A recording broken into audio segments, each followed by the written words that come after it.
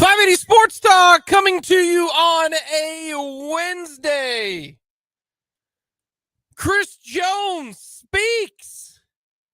Does he give a little insight? We'll get to that very quickly. Kadarius Toney, he takes full responsibility. Patrick Mahomes, Dan, big fan of grass. Patrick Mahomes loves grass. I forget who it was. It might have been Tug McGraw. It might have been Bill Lee, one of the greatest sports quotes of all time. Baseball player in the 1970s asked, what do you prefer, grass or AstroTurf? And they responded, I don't know, never smoked AstroTurf. So I think about that every time I think about we have a debate between turf and grass. So I am not suggesting that Patrick Mahomes would smoke AstroTurf or anything else. I am simply saying that is what I always think of when this debate this debate comes about. But yeah, loves grass. I think a lot of people in the NFL are pro grass presently, and not that kind. And a lot of kinds. So we got lots to get to. Hear from Andy Reid, hear from Patrick Mahomes, hear from Chris Jones, hear from Michael Swain, hear from Tim Fitzgerald. We got so much to get to on this edition of 580 Sports Talk. Jake LeBon, Brendan Dorzinski, Dan Lucero with you on this Wednesday. One got to go as well. We'll talk a little rotation of wide receivers, which I do think is important. I do. We're going to get to that. Let us know your thoughts. Hit us up on the text line, 785-272-9429. 785-272-9429. You heard Chris Jones. Well, you're going to hear from him in just a little bit. Check us out on YouTube. Go to 580 Sports Talk on YouTube. Go to youtube.com. Search 580 Sports Talk, and you can see us. Very simple, very easy. You can see how the sausage is made, kind of, on very tight windows. Let us know your thoughts in the comment section. Very easy to interact with us as well. But let's get to the kind of the three big questions that I wanted to have answered today. Chiefs, Andy Reid speaks on Monday. Nobody shows up on Tuesday. Then you get a lot of stuff on Wednesday. So today is what I was interested in. First and foremost, Travis Kelce. He looks pretty good. Not going to lie to you. Looks pretty good. In fact, this is what Travis Kelce had to say on, it's kind of wild that Travis Kelce drops his own news on his own podcast now. But Travis Kelce on the New Heights podcast, they did bring it up on how he's feeling. And I'm glad that they decided to edit, their own social media links instead of just give the raw audio, because then I would have had to done a lot of work to try to bleep out the stuff that Travis Kelce had to say. But he looks pretty good.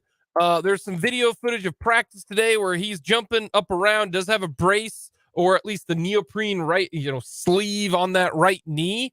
But this is what Travis Kelce had to say on the New Heights podcast that was released today.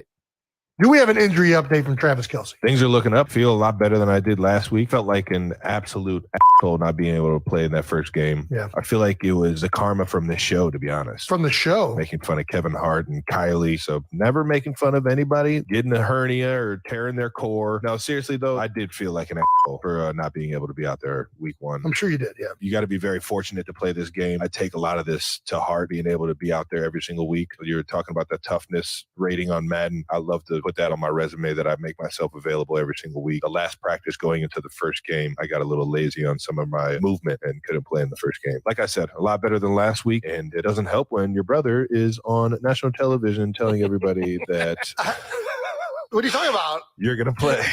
I didn't. Was I talking out loud? Was I talking out loud? I didn't know I did that. Everybody that heard you say that, both the medical team here in Kansas City, I can only imagine what Rick Burkholder's response was. And all the players that heard you tell that story about how you hyperextended your knee. Trying to kick a piece of firewood in half. So he's obviously in better spirits.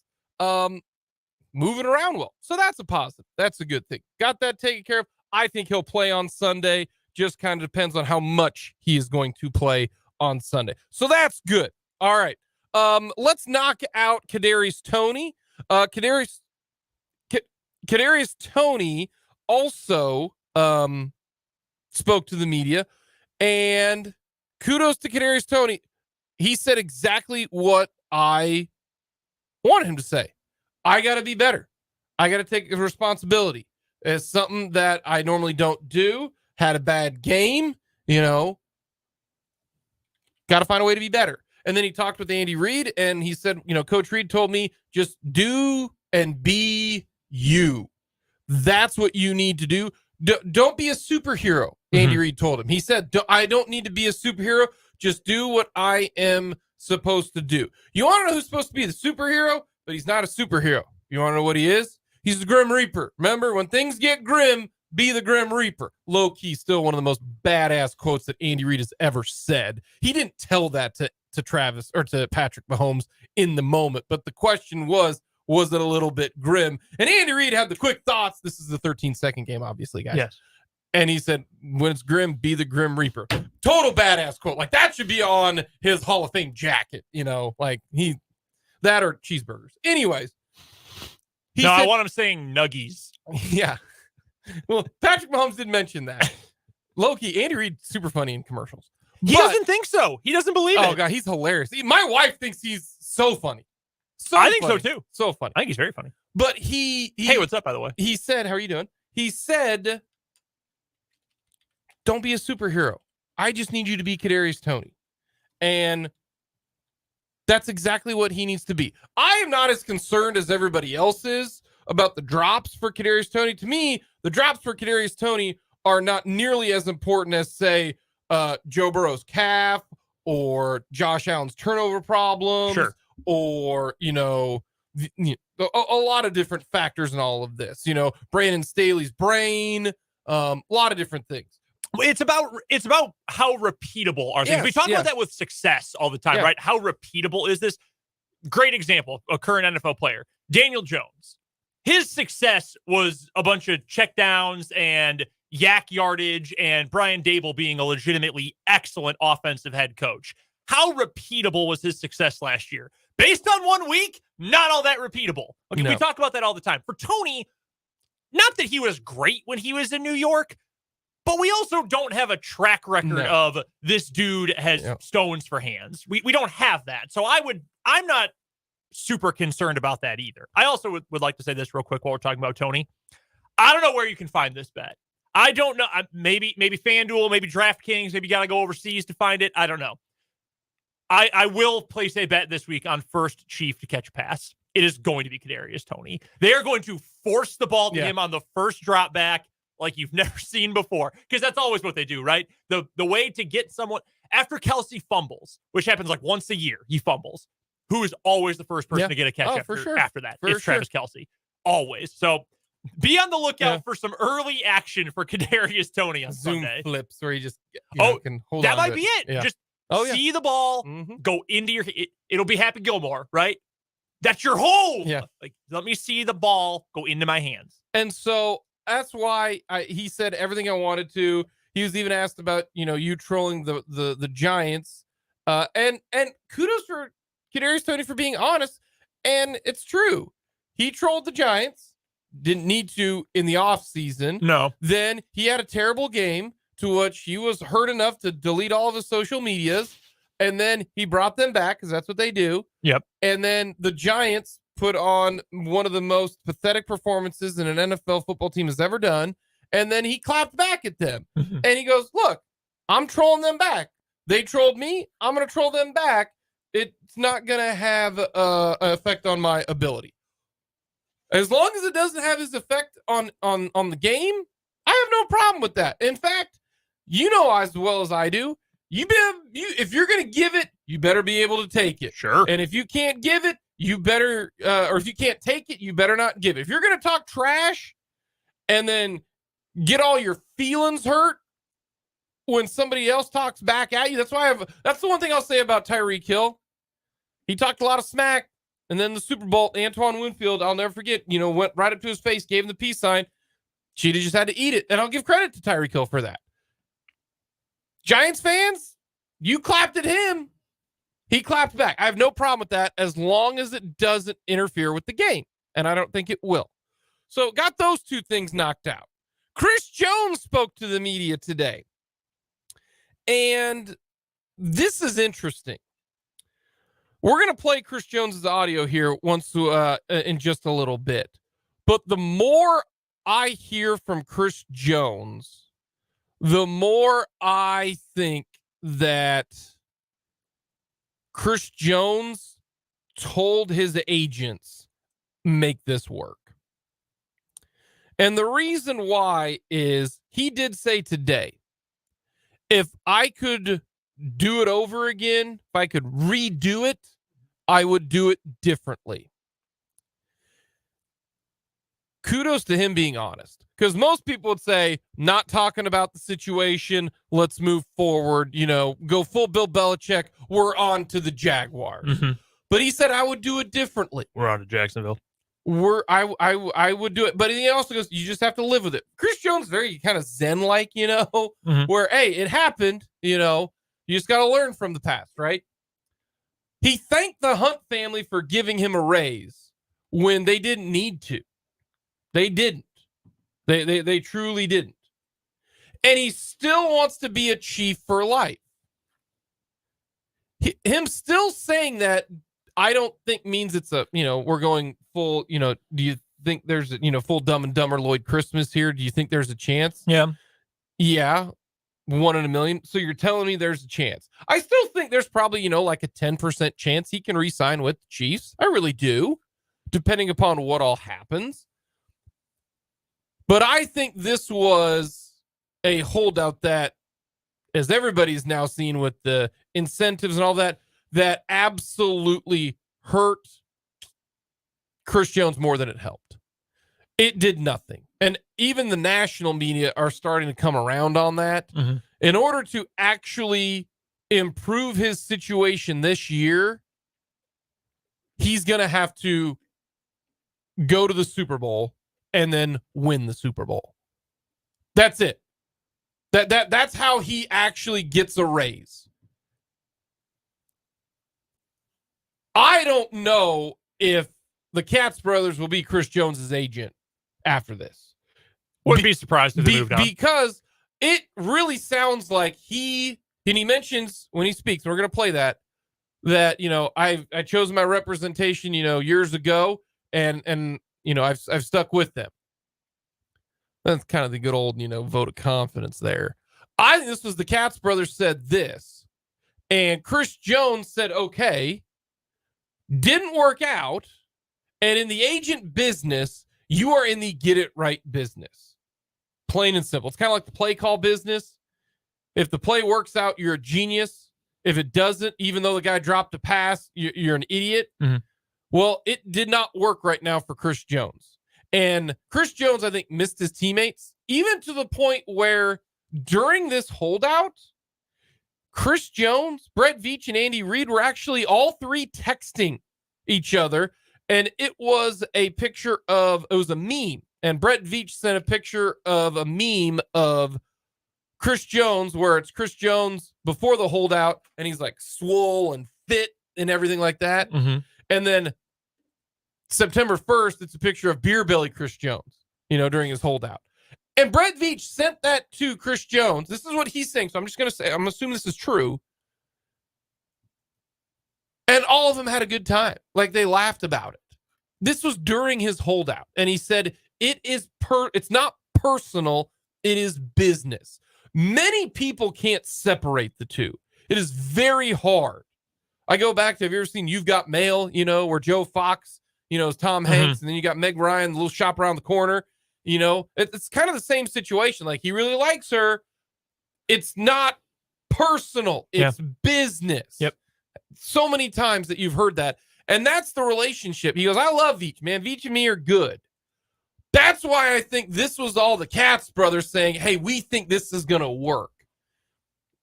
Maybe he doesn't want to deal with it. Maybe he does. Let's put it this way.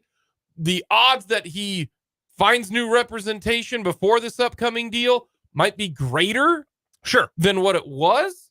But I do think Chris Jones is the one who looked at the Chiefs and said, and then the Katz brothers said, get me on the field. How can we make this right? And that's where I think the Chiefs did Chris Jones a solid and said, here's your chance. Now, I have seen the angle of, no, Chris Jones was still in control because now he gets his current contract, plus he gets the franchise tag contract potentially next year. He's guaranteed no matter what, since he's going to show up today, he's going to get paid on Sunday. And let's say he does, wipes out the fines and that's it. Okay. He's guaranteed to make $53 million or $50 million or $52 million this year, next year combined. That's what he's guaranteed to make. Because the Chiefs can franchise tag him, not saying he will or they won't, just the minimum amount of money that Chris Jones could make next year if he doesn't get injured is like $51 million. And some people are saying, see, now but I disagree with that. And here's the reason why. If he would have played from the very beginning of this year, didn't do the holdout, he still is going to get $51 million because his number was still the same. He wouldn't have lost those fines. And the cap number would still have been the same this year or next year. Essentially, you only miss out on $1 million because his franchise tag is different than a regular franchise tag with the whole situation. That's why I think Chris Jones told the Katz brothers, I want to play. Figure this out. How do we do this? And maybe he went to Veach and said, how can we do this? The Chiefs did not have to give him that raise. And I think he missed being on the team. I think he missed being in the locker room. I do. I think there is a little bit of, Chris Jones is a football player and not a guy who plays football. There are differences in those type of people. There are people who truly love the game. I think he truly loves the game. And so that's what I got from Chris Jones and what he spoke today is he'd like a mulligan. And I think what he'd do is he would just play this year out and go forward. Because there is some part of the Chiefs aren't going to tag him because they don't want to afford that $31 million cap hit next year right out the gate. There is something to that. But I still think they'd rather get something for him, and I think somebody would. So that's there was a lot to unpack there from Chris Jones. There really, really was. Also, he has his own suite. So when people are wondering, like, why did the Chiefs let him in the building? Well, he has a suite. Like, stars get suites. Well, that and like, Carson Wentz had a suite with the Commanders, and your starting quarterback. It's probably right down in your contract. You get your 25 tickets in the suite, and he's like, if I'm paying for it, I might as well show up. So we found some more information there. I think that there is a little bit of buyer's remorse in the same sense that you or I would have if, like, we made a bet on a sporting event and it didn't cash, right? Like you go to the window and you make $100 bet on the Chiefs to win, and then they don't. And you're bummed that you're out that money. And maybe you regret it a little bit. And I think that there was an element of a gamble to what Chris Jones did, because there's an element of a gamble to all these holdouts. And any more, particularly for players on a second contract already, you don't have as much leverage as you used to as a player holding out. So it was a gamble for Chris Jones. And it was a gamble that didn't really pay off for him in the way, certainly, that he was hoping. But I'm not sure that it paid off in any meaningful fashion for him as far as getting a whole bunch more money, which is why he held out in the first place. So, yes, I'm sure there is that buyer's remorse. I gambled. I went to the window and placed my bet, and I didn't win. And now I wish I'd just taken the money and been out there instead of taking the risk that I took. I'm sure there is. I think that would be natural to have that kind of. And kudos for him for saying it. Like we always talk about, hey, we like people to show their personalities and all of that. And I'm glad Chris Jones is back. I'm not being personal right now. It was a business decision that he decided to make. Most people can't separate the personal and the business, though. I've come to realize that. A lot of people keep it personal. And in the NFL, I cannot, if there's one thing I wish fans would understand, it is not a game. It is a business. It is a business first, and then like a game second, but like between first and second would be like, like when Tiger Woods was golfing, and then, like so-and-so was second at the time, like, Luke Donald or whatever. Like, that's how far apart it was. Hey, that's former world #1 Northwestern Wildcat Luke Donald. Yeah, show some damn respect. Yeah, that's also major less winner Luke Donald. Still #1. That's my point, is that is the huge difference between the two. It is a business, no question. We'll hear from Chris Jones. Want you to get to some of his reaction. He's great to hear from. We got random question. We'll hear from Andy Reid. Michael Swain will join us as well. A lot to get to on this Wednesday edition of 580 Sports Talk.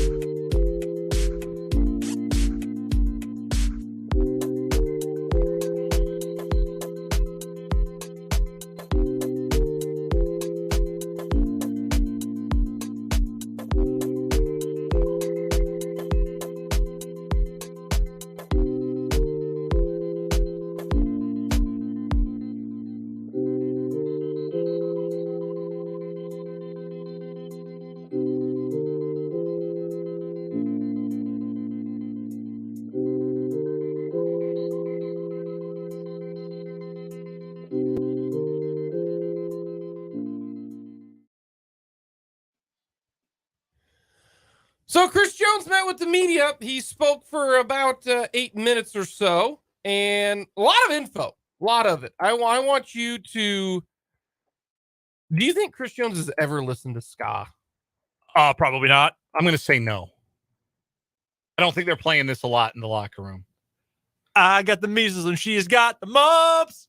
I don't see him jamming out to a lot of ska. I think he's listening to Real Big Fish. Not a big Aaron Barrett guy. No. Chris, do you have a favorite Mighty Mighty Boss Tones song? Chris, real quick, while you were out, you listened to much Five Iron Frenzy while you were gone? Yeah, less than Jake. Any of that? What's your top 3 Streetlight Manifesto songs, Chris? See, these are the questions that need to be asked. Most likely Chief, who is most likely to have ska on their phone? Tommy Townsend. Like it. You know, he did go to Florida. Less than Jake's from Gainesville. They're from Gainesville. Yeah. That might be the right one. That's a good guess. Long-haired white dude is always going to be my guess in a crowd as to who enjoys ska. I will say this. The odds of somebody liking it have to be in the age group of, I'm going to say 29 to 40, though. Because ska was kind of big when I was in high school. Yeah, it had its moment in the late 90s. Yes. So that's why I'm like James Winchester. I was going to say Winchester. Is he the oldest one on the team now? I think he is. Gabbert? No, he's older than Gabbert, isn't he?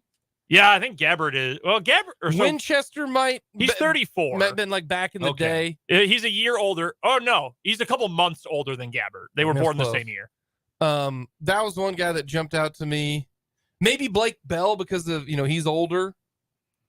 He's 31. Yeah, I don't know. We're probably in like position coach range for who would have been listening to ska. Yeah, I don't know. I mean, Panic at the Disco had kind of a comeback a little bit too. They're not a ska That's not band. ska. Well, that's close as you can No, get it. it's not at all. Kind of. No, Who in Panic at the Disco is playing a trumpet? There's a trumpet in there. that would be There's like not. that would be like saying like trying to say, oh, who listens to G-Funk and being like, well, this guy might like Fall Out Boy. Fall Out Boy. Panic at the Disco. What? I mean, it's close to it. No. They're just lacking some horns. Really bad. Anyways, Chris Jones met with the media. Listen to what he says because it's interesting stuff. I think he'd like a mulligan. On second thought, Chris Jones would do it over again. Here's what Chris Jones had to say. How you doing? When you began your holdout, this obviously wasn't what you were expecting to get to this point right here, but what was the deciding factor for you to sign the deal that you did? Was the holdout worth it? And more importantly, are you happy with your representation? Absolutely. I chose my representation like years ago. I kind of made that decision not to come to camp. I didn't want to be a distraction of holding in. And I'm super pleased with how it turned out. You know, I'm back in the building. I'm excited to be back. Thankful for the organization. They was able to boost my salary up to make up for the fines and everything. I'm super grateful for that. And we're focused on winning the next game. We got the Jacksonville Jaguars coming in. Very good team. Coming off a loss to Detroit Lions, which is tough. But yeah, we're looking for a bounce back week. What assurances did you have that you weren't going to be tagged next season? And on top of that, do you think this might be your last year with the Chiefs? I can't look forward to next year. Right now, we focus on. I'm glad to be back this year. This is my last year. Hopefully, we can get something worked out after the year for long term. I reiterated multiple times. I plan to play for the Kansas City Chiefs for a long haul of my career. That doesn't change because of the past situation. And we focus on Jacksonville, man. We're focused on Jacksonville. What kind of shape do you feel you're in? Like there's football shape and there's conditioning shape. How much can you play Sunday? I don't know. We'll have to see Sunday. Do you feel like you're in football shape? I don't know. We'll find out today, right? Obviously, you're equipped with a lot more information now than you were 6 weeks ago when this holdout started. Given what you know now, would you go through this process all over again the same way? We'll probably change some things. You know, when you have a lot of new guys, it's kind of tough to be away, especially in the D-line room. Building that chemistry is important to be successful as a group. But, you know, those are decisions you have to live with. I wouldn't probably change it. But I'm grateful for how it turned out. Thankful for the Hunt family and Brett Veach and Coach Reed working with my team closely to making sure we ensure that we're able to come up to terms with something that we both can agree on. So when you said at the start that you probably would change some things, is it just being here? I mean, do you think that's something that you would have changed in the process? I don't know. You know what I mean? Chris, you on Thursday night being at the game, and what sort of emotional moment was that for you? In what ways? Most importantly, we dropped the banner for the previous year. I think that was everything. I couldn't miss that, no matter what we had going on inside the business aspect of it. And I was there to support my guys, man. You know, it was a tough game. One, I think, off a few mistakes we could have won. Tough loss, you know, especially dropping the banner.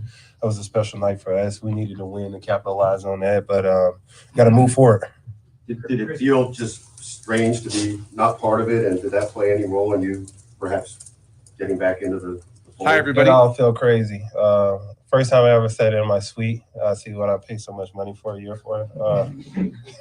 Food was great, though. Food was amazing. But it was a different viewpoint. You know, I got to see it from a fan's point of view. I see how the fans be like, y'all have us stressed out the whole game. I was kind of biting my nails and everything the whole game, but yeah. But did it make you feel like I got to get back? Did it make you feel like that at all, or? I'm here, Emma. Yeah. All right. Chris, you said you might change some things if you had your holdout to do over. Can you be specific about what you changed? Probably change my vacation spot.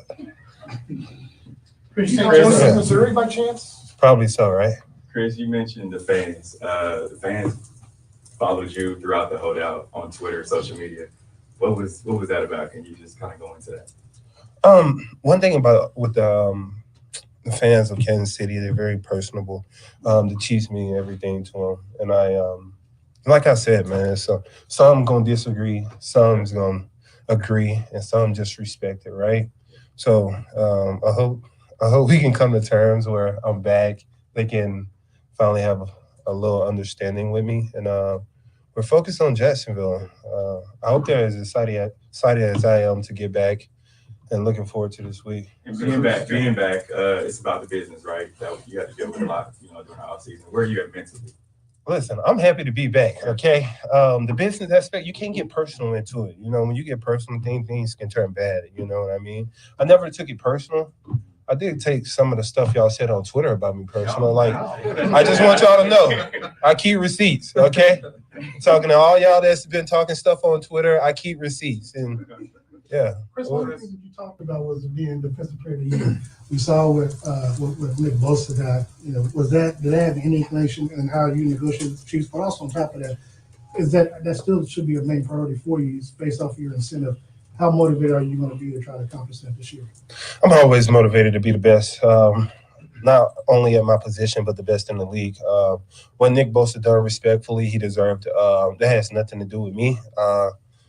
I'm proud of him, how they keep raising the bar for future D linemen to continue to raise up in salary. You got to like that. But, no, it had nothing to do with me. So with you, I mean, obviously, there's no purpose to turn around today and start negotiating. But on the other hand, you get 8-10 weeks in, get to the very end of the year. I mean, is it something you'd like to do, is to try to get something done for more years here in Kansas City? Yeah, I think to go back and forth during the season, my focus on it right now is being the best me I can be for this team, for this defense, being the best player on this defense, being the best player in the league. And anything less of that, I'll be a disappointment towards myself. So my focus right now is just being the best me I can be. We'll go Todd, Pete, and then Sam. Is it disappointing in any – I mean, you're facing another negotiation next offseason one way or the other. Is that hard to stomach coming off the one you just had? And do you wish you had gotten that a longer-term deal done so you don't have to be back in this spot all over again? That's never disappointing when you're able to get more money, right?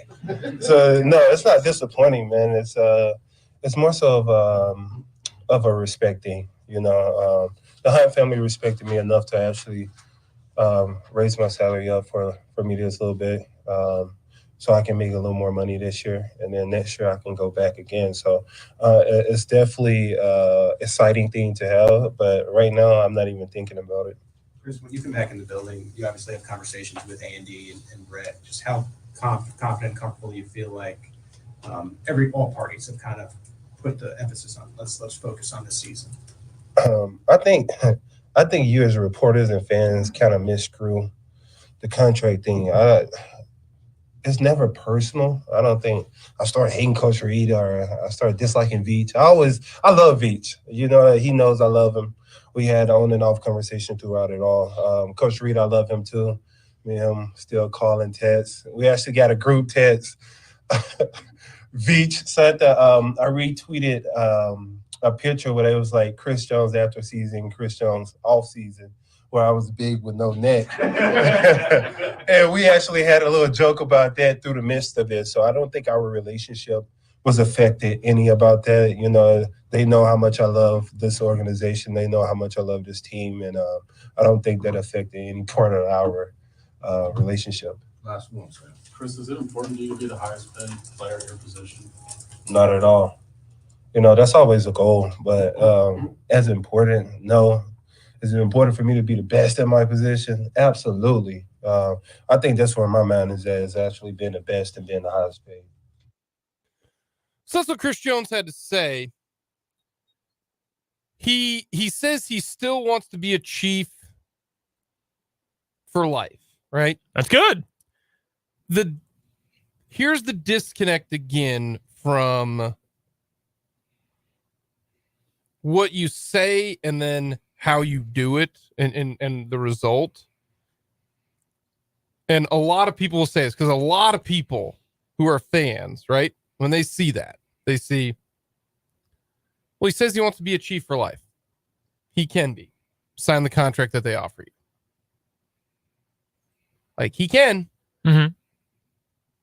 He needs to go on and say, I want to be a Chief for life if the number that they're offering me is within my reason. It's just easier to say, I want to be a Correct. Chief for life than Correct. to say, I want to be here, but other conditions also have to be met. Correct. Because then people say, well, then you don't really mean it, and then it becomes a whole thing. And then it becomes it's a just whole easier thing. to say it that way. Yeah. So he can, and I still think there's a chance, but that's what people will look at and say, you can be a Chief for life. You can sign the contract that they're going to offer him. We know the Chiefs did offer him a contract. This isn't like the Tyrann Mathieu situation where the Chiefs were like, yeah, we want you. And then ghosted his agent and ghosted Matthew. He was going to have to do the SMU and just not take any money if he wanted to play. Like, what if I play for free? We'll see. We'll see how the roster shakes out. So that's why it's a little different for me when it comes to Chris Jones and Tyrann Mathieu. They have offered Chris Jones a contract. They have. Sure. He just wants to be a little bit more. By the way, the Chiefs were right about Tyrann Mathieu. They got that one right. Yeah. They get the Chiefs front office has, in a lot of these scenarios, earned the benefit of the doubt. You want about Tyrann Mathieu? You know what's crazy about that? I don't know if there is a bigger free agent that the Chiefs have ever signed than Tyrann Mathieu. Like, he changed that entire team. That for that his first year he was awesome. Like, and I'm not saying this like he's got a borderline Hall of Fame case. It's not a good one, but if you look like he's not, like Darrelle Revis or Joe Thomas. Much of a case then. Like those guys. Like I get what you're trying to say. To me, Tyrann Mathieu has a better chance of making the Hall of Fame than Phillip Rivers. Oh, no. Zero. Go look up Tyrann Mathieu's All Pros. Three times. One was a special teamer. I think in 2015. Was that special teams or was that as a defensive player? But yeah, he made first team All Pro 3 times regardless. And 3-time All Pro, 3-time Pro Bowl.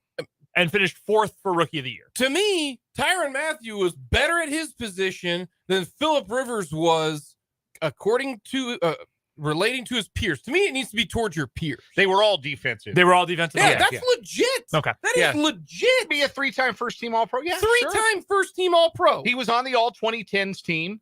And normally, if you're on an All Decades team, what happens? You're in the Hall of Fame. Yeah. So that's why I think, he's not a shoo-in like Darrelle Revis, or Joe Thomas or some of these guys, but it would help him to make another Pro Bowl or two in his 30s if he's got that level of play. But no, you're correct. They're very pick and choosy when it comes to it. He said a lot of the right things, and kudos for Chris Jones for saying all of it. Like right now, Chris Jones and Tyrann Mathieu, if you had Chris Jones has only made first team All Pro 1 time. Mm-hmm. Yeah. But Tyrann Mathieu's made first team All Pro 3 times and for 2 different teams. Yeah. Like, that's the thing too. His career is wild that he never got a second contract with the same team. Yeah. And yet he was a 3-time All Pro. Yeah. First team. That's kind of wild. But anyways, I agree with you, Dan, that they, deciding to do, trade Tyreek Hill. The other big one, they didn't re-sign Justin Houston. They moved on from Justin Houston. If you think of the guys that they have moved on from, they've moved on from some absolute studs when it comes to their defense. Now, Eric Berry, some people say, well, they moved on. Well, Eric Berry kind of had a different situation. He's still day-to-day from what I've been told. But what a saga that was. That was incredible. But he was so good. So I think everything has worked out, honestly, in favor of the Chiefs. And I think Chris Jones, I think you said, buyer's remorse. I think it's full-fledged regret because I think he missed being with his team. He says, it's more nervous being in stands than it is playing. I love Full-Fledged Regrets' newest EP. It was really good. The Basement Tapes, Volume 4. They gotta be ska. Awesome. No, like real dark, sad boy emo stuff. Yeah, Full-Fledged Regret, like definitely like the saddest. Guitarist has 8 capos on the neck of his guitar. Simple Plan looks like, like Simple Plan looks like pop and upbeat stuff. All the eyeliner. Yeah, a lot of eyeliner. Big eyeliner band. Ironic, like Bush Light t-shirt on in every music video. Oh, yeah. I love these dudes. So that is Chris Jones. Take us to break. Can you come back with some Full-Fledged Regret? I'll do what I can. I want to hear what Full-Fledged Regret is. That's not a real band. I made that up. Oh, I thought you were being serious. I thought you were being serious. Nah, dude, I made that whole thing up. I thought you were. That sounds like an emo band. I know. You had me going. I was like, bring some of that back. What's their leading song? That's like when I'm at home, and I do this to Abby all the time, and she gets so mad at me. I'm like, oh, did you hear that story about how they found that Princess Diana actually the twin? She's like, wait, really? I said, no, of course not. She gets so mad at me when I do it. Thing, I wouldn't fall for that one, but you and Dan and Britt and Fulton, you guys listen to like Britt especially. This is not a shot at Britt. Yeah, Britt and I like a lot of the same stuff. Britt knows bands that we could play a game of, is this a real band or not? And you guys listen to some off the beaten path stuff. I thought Dabs was a joke forever. Instead of Random Question Tuesday, we should play on the other side of this break. We should play real band or fake band. I think so. Yeah, I think all right. Let me get some notes down here. We're gonna play real or fake band with Jake Laban after this. I'm gonna fail miserably. Let's. I'm way too old for this. I'm like it was Lieutenant Murtaugh. Coming up next, real or fake band here on 580 Sports Talk.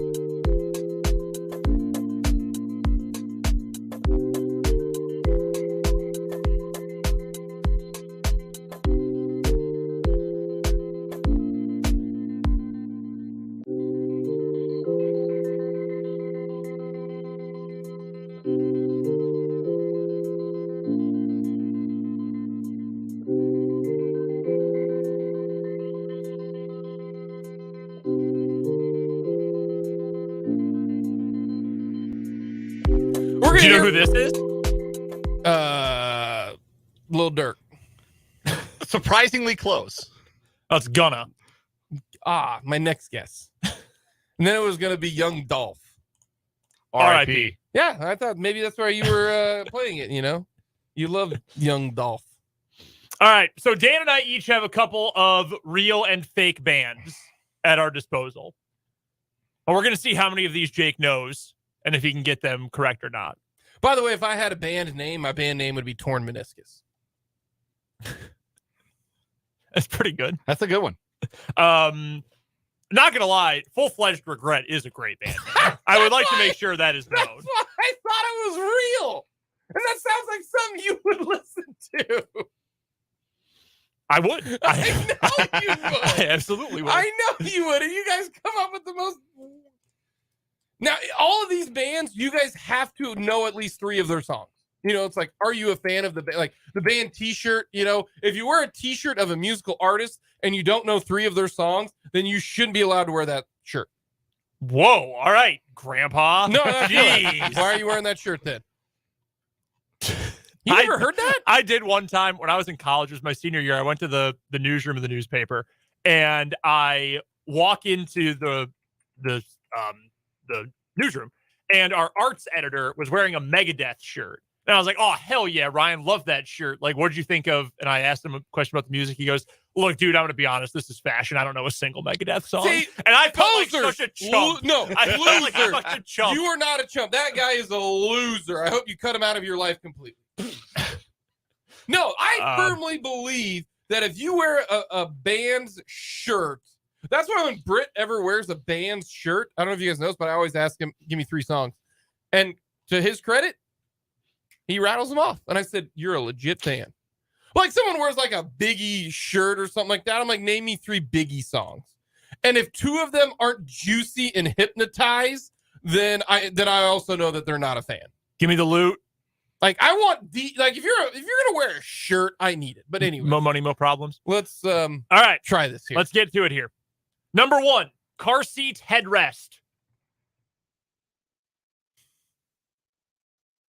Car seat headrest. That can't be a band. That can't be a band. It's a band. It's a band. It is a band. It is indeed a band. It's ridiculous. Car seat headrest. They're very good. They are not.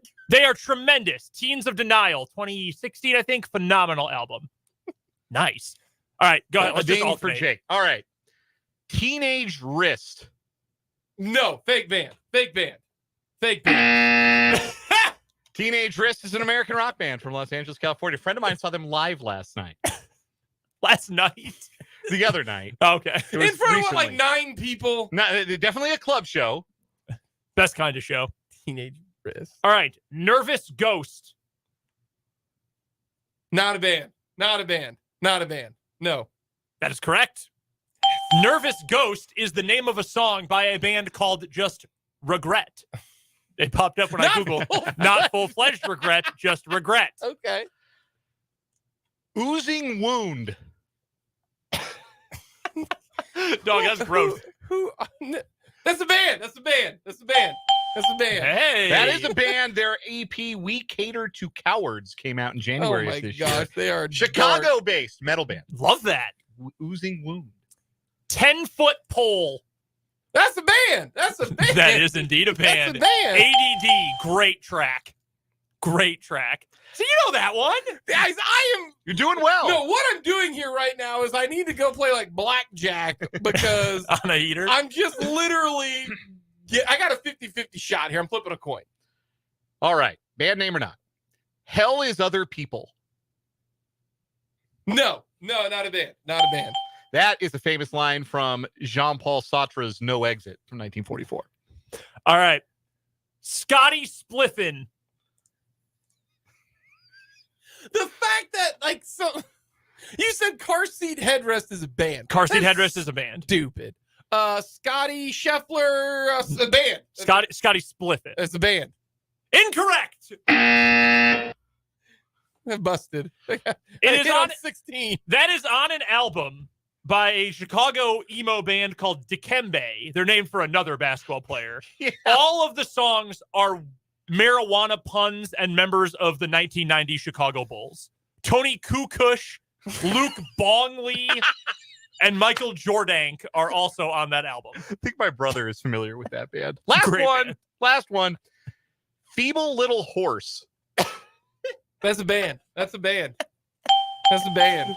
They are a band. A noise pop experimental band from Pittsburgh. That was it. Chris on the YouTube comments, Full-Fledged Regret would be the feeling after trying to challenge Brendan and Dan.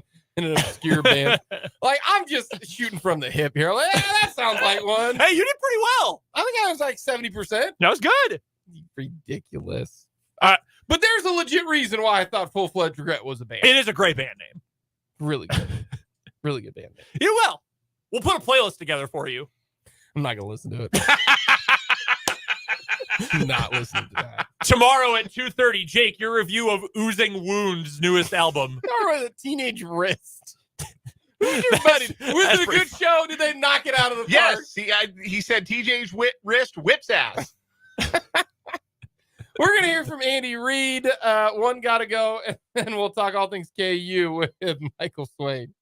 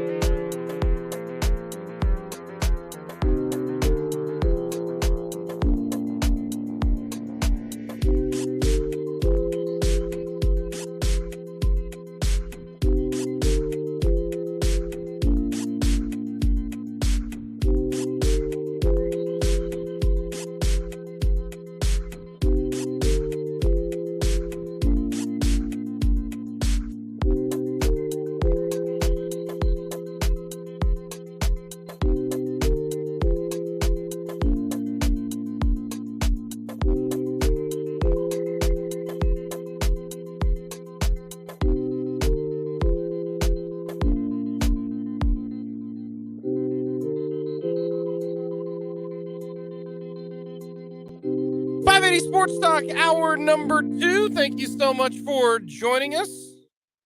Jake Lamont, Brandon Dworzinski, Dan Lucero coming to you. We're going to hear from Michael Swain coming up at the bottom of the hour. KU taking on Nevada, which might be one of the worst Division I FBS teams out there. According to some metrics, they are indeed the worst program in FBS. That does not surprise me. I was does not surprise me. Doing a little research, doing a little deep dive. You don't need to do any more deep dives after. You just needed to search that, and then your next thing is don't need to search anymore. ESPN, Bill Connolly, his SP Plus numbers has them 130th in the country. 132. 133 now. 133. Well, like Tarleton State. Jacksonville State. Jacksonville State. Okay. One of the states. And Stats Inc., Stats Perform, their metric has them dead last. 133rd out of 133. So we will talk about KU and the Wolfpack. When do you suppose the last time was that Kansas was favored by as many as 27.5 points in a game of American football? On the road, even. In any game against any opponent? In any game against any opponent. Rhode Island 2016. Okay. Is that right? I don't know. You knew the answer to that. I was like, okay, are you gonna say yes or no? That's right. That's not right. What are you getting here? That might be because they won that game like 55-6. Let me duck into the odds portal and I'll let you know what I find. We got one gotta go. We'll hear from Tim Fitzgerald, talk all things Cats, see if Fitz likes the Cats as much as I do. By the way, the American people love K-State this weekend. Do you know the percentage of bets on K-State to cover the 4.5 point spread is right now? 80. 93. Wow. It's the highest betted, one side in all of college football this weekend, which terrifies me now. Yeah, That usually when the public is me. so far on one side, Terrifies it's not good. But I'm not worried. Missouri stinks. Brady Cook, more like Brady Crook, because he's stealing playing time for that team. Eli Drinkwitz, more like Eli Dorkwitz. Yes. That's self-explanatory, though. Remember when he blamed the media for his team struggling against South Dakota at home? I don't really recall any. See, you pay attention to Missouri because you're a KU guy. Yeah, I do it for the content. And you like it so you can pour gasoline on it. Oh, yeah. Missouri is a nobody anymore. Texas A&M is a completely has-been for me. Colorado isn't one because now they're coming back into the fold, and they were so much of a dumpster fire. But I liked Colorado. They were like your fun cousin. And then Nebraska, because I got a lot of friends of mine who are Husker fans, and for the sheer fact that they cannot win a game if it's a one-possession game, they're going to lose. And I normally don't like to kick people when they're down. But my friends, apparently I do, because it's been so easy. It's been so easy. It really, really has. By the way, according to the historical database I found, Kansas closed as a 28-point favorite against Rhode Island in 2016. That's nice. That's nice work. Bang! Came up with that quick. That's good work. They won that game 55-6, by the way. Yes, they did. Yeah. That was David Beatty's first win. Oh, they were a 26-point favorite last year. They were 31-point favorite over Tennessee Tech. Oh. Was that week 1? Yeah. That was week 1, yeah. And they were 31-point favorites in week 1? Yeah, and they covered by 20. They won 56-10. Yeah. Previous to that, it was South Dakota minus 12, Coastal Carolina minus 6, Indiana State minus 7. There you go. Yikes. Those were the days. Yeah. Oof. They covered. No, they didn't. They pushed 24-17. Yeah, that wasn't great. But yeah, so we'll get to all of that. I want to talk wide receivers too in the 4 o'clock hour. We'll get to that. But right now we got to talk and hear from Andy Reid. What did Andy Reid have to say? Gives an update on Chris Jones, Travis Kelce, Kadarius Toney, a lot of good stuff. Here's Big Red today. No problem. What is it like on the huddle after that doesn't work? Or on the sideline after it doesn't work? if it doesn't work in the huddle? Is it something that's starting to become a mental thing with you guys? I don't think so. I mean, I still have confidence in us in any situation. Don't really have any significant injuries. Clyde is ill.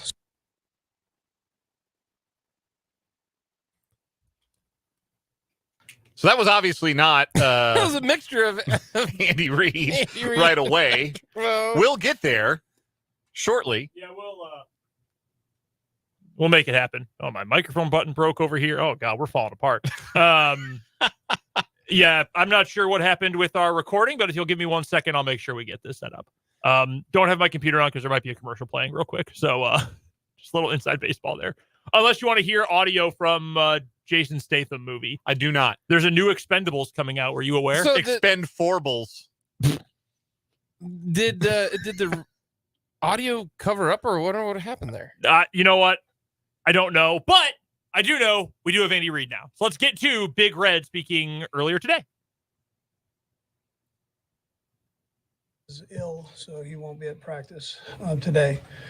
Look for the challenge of playing the Jags. I think we know them; they know us. We've played them enough here at the end of last season, and then again here. So they do. Doug does a nice job with that group, as do his two coordinators, Mike and Press. They've got a strong offense. They've got a strong defense. Good special teams. They've got good team speed and good defensive front. So again, it's really the same guys that we played against last year for the most part. So we look forward to having the opportunity to get ourselves ready this week, starting today, having a good practice today, and then following it up again for the rest of the week, one day at a time. Time's yours. Coach, they added wide receiver Kevin Ridley. What's he bring to that offense that caused some problems? Yeah, well, Kevin's he's a good player. He's a really good route runner. He's got good speed, good hands, and he's a good football player. And do you plan to play Chris on Sunday? And if so, do you have a kind of a pitch count on it? Yeah, I must see how he is today, but I presume he'll be out there, playing, and we'll just see. How about Travis?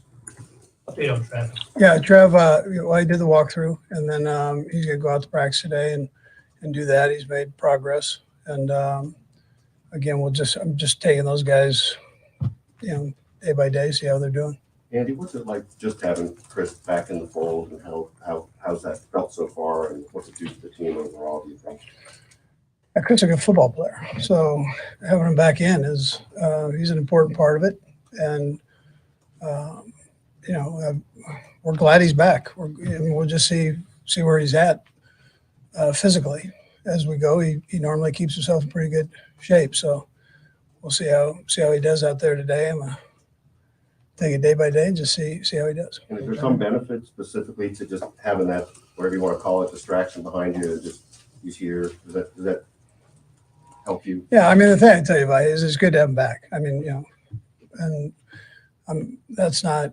I thought the other guys did a nice job the other night when they had an opportunity. So, and we really didn't let that be a distraction. He needed to do what he did or had to do, and we had to do what we had to do. And now he's back, and that's part of the business. And everybody kind of puts the business side, when you're getting ready for a game, on the side, and you go with the guys that are there. So we're glad he's back in, though.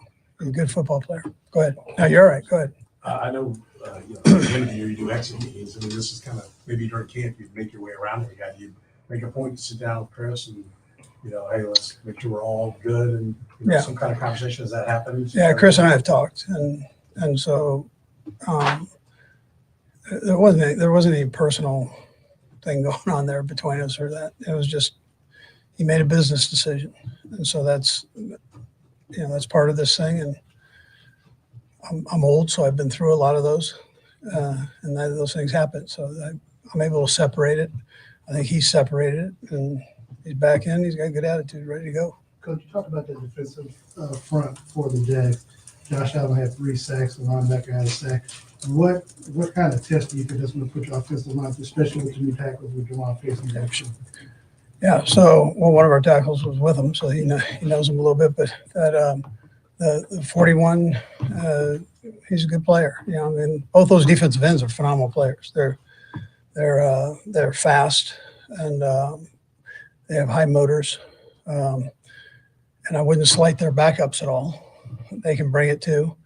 The inside guys are talented. They'll jump in, even if you're three wides, they'll jump into their base personnel and every once in a while and give you the business there. And they've also, you know, when they're in nickel, they've got good rushers inside. Linebackers are fast. Secondary is aggressive. We know that. Two good corners. You know, they're good. They're a good defense all the way around. But those, to answer your question, that defensive front is strong. You know, they're one of the top run teams in the NFL last year. So we know strong. Afar, have you seen Doug take what he learned here and sort of implement in this program? Yeah, I'm sure everywhere you go, you kind of take a piece of it and put it in there. I think he's probably put his own flair on things, but yeah, there's certain things that he does that I'm sure he probably got from here too. I mean, he and I were together a long time, so you know, it goes both ways that way. So. Coach, aside from the drops on Sunday, it seemed like timing was an issue as well. Just how much can that be fixed over the week, just with more reps for everybody? Yeah, well, some of the guys hadn't, you know, played much, so they need to get in game and get caught up to game speed. So I think that'll benefit us. Whether it was young guys or, you know, Kadarius, I've already mentioned. Yeah, I think it's good for those guys. I think that game was good for them. And then we'll see. You know, we'll see what happens. So and then now you got Aaron Rodgers with the turf. That's now that issue's becoming back up. But last year, you know, in Arizona, y'all had the issue on grass. So just what's your take on it, and how do you do that? yeah, I mean, listen, I'll probably get in trouble saying something, so I'm gonna just say whatever they put out there. We'll go play in this. We'll go play in the CVS parking lot.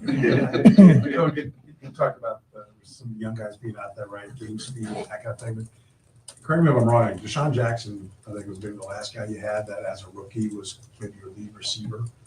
What does it take to be the lead receiver in Avery Dobbs? Is it something that can't happen anymore? It's gotten too complicated. Is it, you know, or could that evolve here in this situation? Yeah, he's a special guy there. You know, 10 probably played some when he was a rookie, I think. You know, so they're guys that have gotten in and played. It's just a matter of growing and how fast can you grow in it. Well, we've got rookies out there playing, so we'll see how they grow. And you know, Deshaun kind of did that too. He just didn't have the other receivers around like quite as many as what we've got here. We talked a little bit on the Zoom about Kadarius on Monday and the drops, and it's something that's in his profile. You've had a couple days. I don't know if you had a chance to talk to him a little bit more. Mentally, like his confidence level, you expect him to be at where you want him to be this week during practice to bounce back from that? Yeah. He the best way to get rid of that is to go out and practice and then get back in the game and do better. So I think I'm not worried about him there. He's a competitive kid and a heck of a player. So just, I told you before, I kind of put him in a position where it's tough, you know, but he had to get in there and do what he did, you know, get caught up to speed, but he had no training yet. So I thought it was important that he got in, and then he's going to catch most of those. So he only got 19 or 20 routes in that Lions game. Do you expect him to be able to, his pitch count to go up a little bit this week? We'll see. You know, we'll see how it all works out. We've got all these personnel groups, so if his number doesn't get called, it might be because of the personnel group, but as many times or whatever, it could be more. But I'm good with him playing to answer that. Whatever number comes out, comes out. Lack of reps that some of the players got during preseason. Were you happy with the production of the check on Yeah, with Jerry Sneed, those guys, it was good to get them back in the game and going. You know? So I think that'll help them down the road too. Yeah. How have you seen Trevor Lawrence grow? What makes him dangerous going into Sunday? He's a big kid that's smart and has a good arm, can run too. So good athlete. He'll do nothing but get better as the years, you know, throughout this year. And, he's a good football player.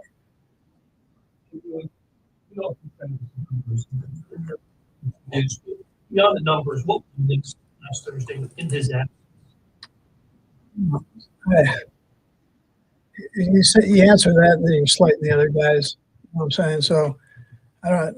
He's a heck. It's like Chris. They're good football players, right? And so we welcome them back in, and we go. But on the other hand, I expect the other guys to step up and do the job and finish a game when you have an opportunity. I mean, that's what, and that's coaches and players. So that needs to take place. This might be the first time where you see Neil Farrell in a game with you guys. Just what did you notice last week about him trying to get adjusted to everything, and what could he do potentially playing next to Chris? Yeah, so he's a big kid. It's been physical when he did play, and so we're always looking at. We'll see how he does in practice in here.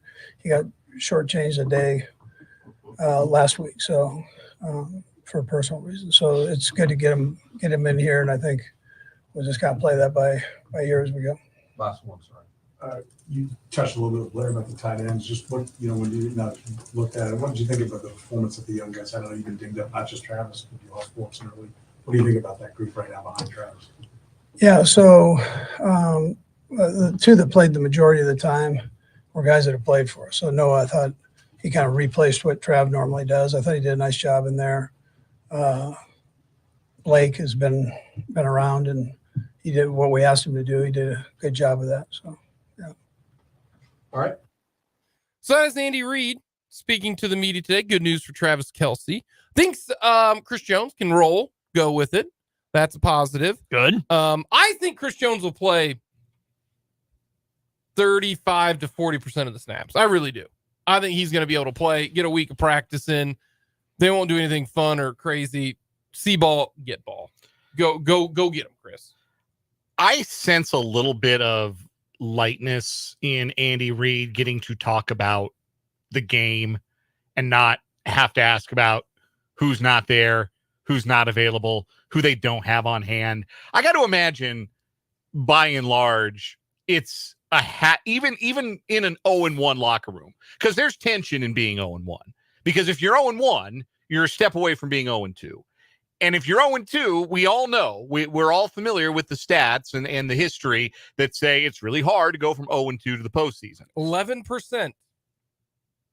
That's a historic number. That's the number. 11%. If you start 0-2, 11% of you making the playoffs. Now, adding the 17th game helps.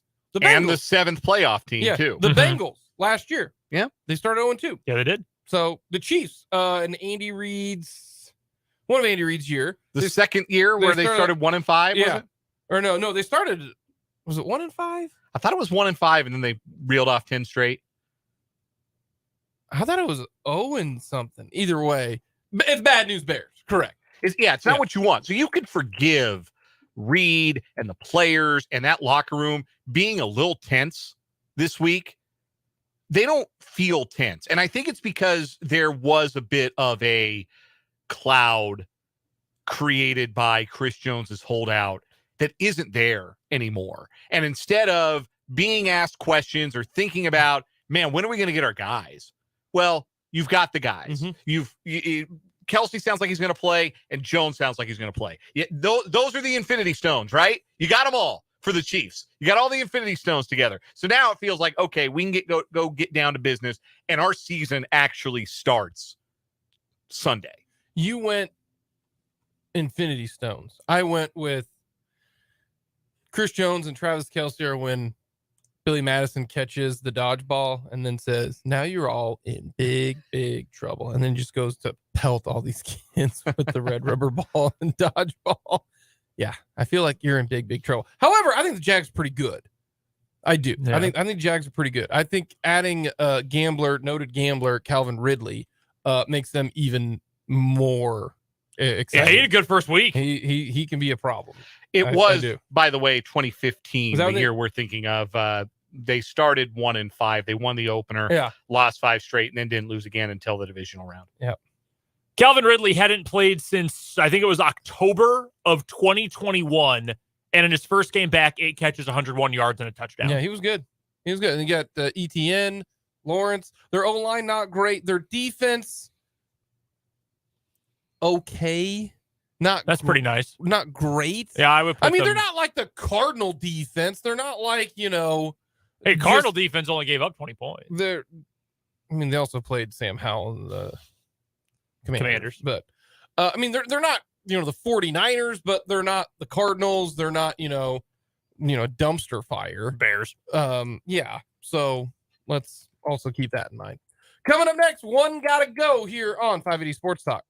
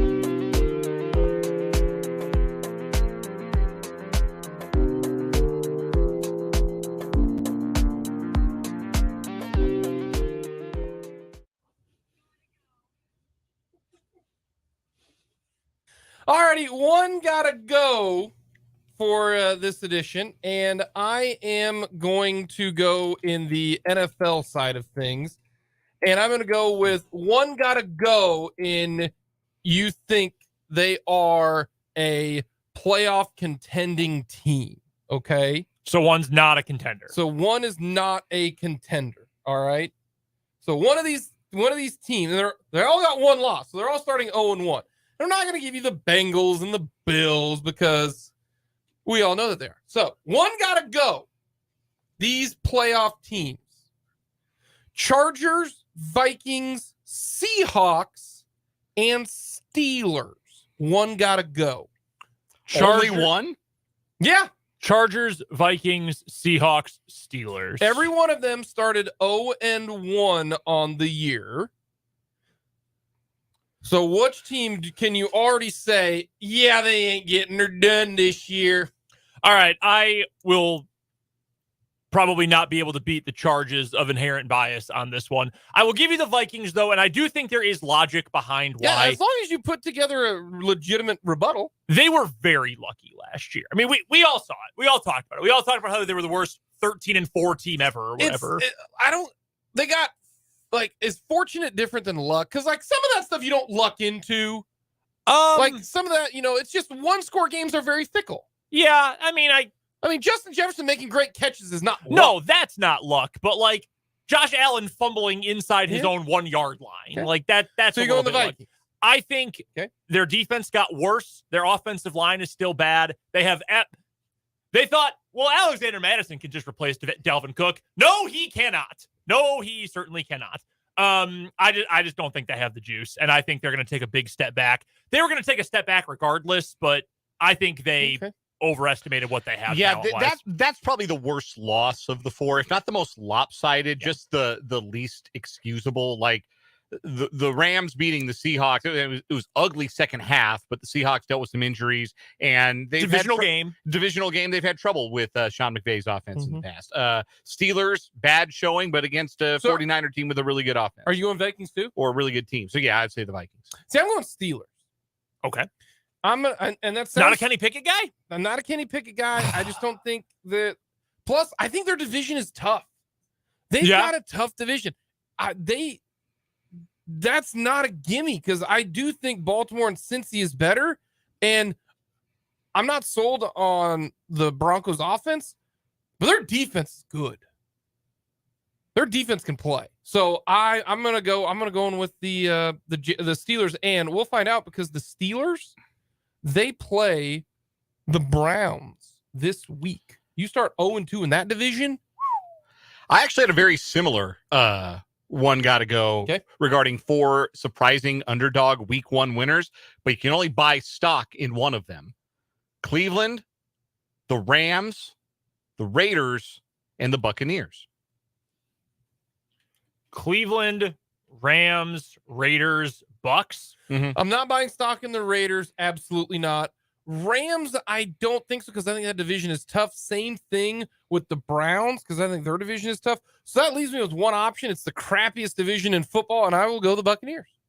Yeah, I think the Bucks are probably I don't want to say the safest bet of the group, but like if Baker Mayfield is at least okay, he's got legit receivers to throw to. They've still got some good pieces on their defense. I think Todd Bowles is terrible. I genuinely believe he's an awful coach, but they've got a lot of talent there.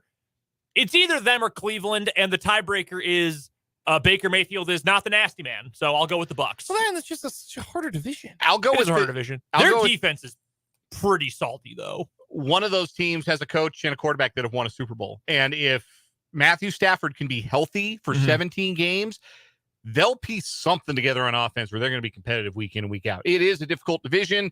I think Seattle will bounce back, and it looks like 49ers are going to be really good again. But the Rams quarterback situation is better than half the teams in the NFC if Stafford is healthy. The thing about great coaches is even with bad teams, or with bad talent on their teams, they can find a way to win. Injuries are different. You didn't plan for that, and I think that would hurt the Rams the most last year. McVay will have them competitive. I think that's fair to say. I'll go to college football for mine real quick. You got to pick one. So it's not one's got to go. You've got to pick one of 4. Oh, so 3 got to go. Essentially, yeah. Of the next 4 teams in the AP poll, 2 through 5, who has the best chance to beat Georgia this year? Michigan, Florida State, Texas, USC. Michigan. McCarthy playing well. That defense is good. It's Michigan. Might be Texas, man, because they got the dudes. They got dudes in the interior defensive line. They got dudes at wide receiver. You look at Georgia, they have had playmaking dudes, and they have had line of scrimmage wrecker dudes, and that is why they've been a step ahead of everyone else. Texas appears to have those guys. Again, it's Texas. I understand they don't exactly have the benefit of the doubt. That's why I can't go Texas. I can't do USC. Like, I get that. I understand that. Bad. I can't trust the Grinch man. Yeah, Alex Grinch. Yeah. Michigan's just got. If there's a team that's got as many dudes as Georgia, it's Michigan. So I'm going to go with Michigan. My one hang up with Michigan, my one major hang up, they were by pretty much every metric last year. They were a better team than TCU. They probably should have beaten TCU by multiple scores. They tricked that one. Oh off. yeah, that worries me. I think that's just that's a 1 game deal. You know, like it's also the most important game they've played in 30 years. Yeah. That's my worry. I would say they probably have the best chance. I think Texas is really close. I think Florida State's good. I think that team is really good. They've got a 40-year-old quarterback. They've got a coach who knows what he's doing, even though it took a while. They've got NFL talent on both sides of the ball. I would not be I'm not going to pick Florida State here. I think they've got a real chance, though. That's a good team, and they're going to win the ACC without a whole lot of resistance, I think. The ACC's not that great. Well, but exactly. Like, they're not going to have to face a lot Correct. going into the playoff if they get there. Coming up next, we will talk with Michael Swain on all things KU.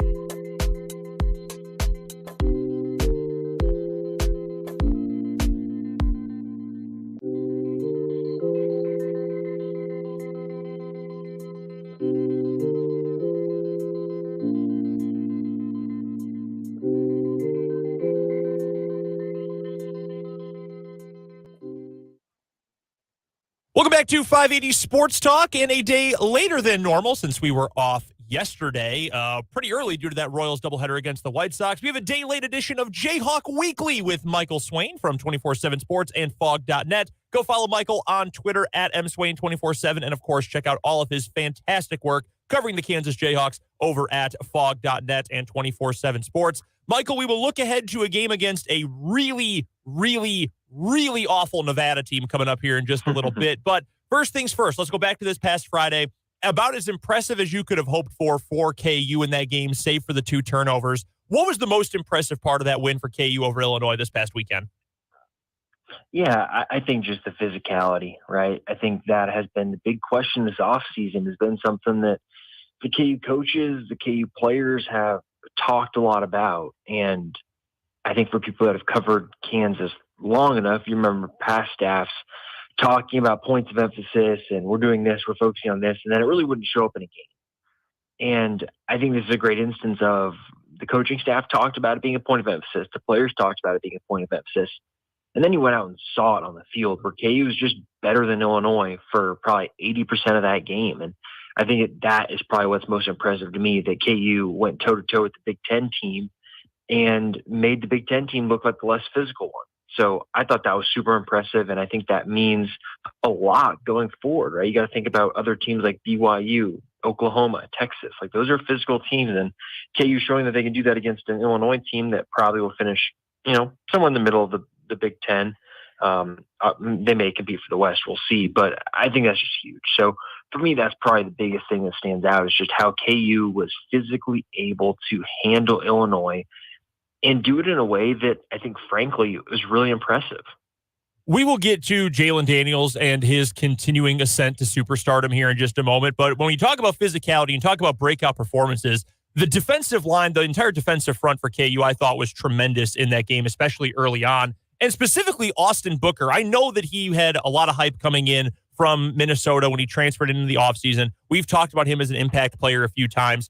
But that was one of the best individual performances I've seen from a KU defensive lineman, probably since Dorrance Armstrong's sophomore season. What really stood out to you about the way Austin played and really that entire defensive front? Yeah, I think with Austin specifically, I think so much of what he has shown is he's got the physical frame that you look for in a defensive end in this four-man front, where he's got the length and the first step. But I think the strength that he showed against Illinois was really impressive, because you look at him and he looks like he could go play on the basketball team, right? He looks like someone that could go play the four for Bill Self.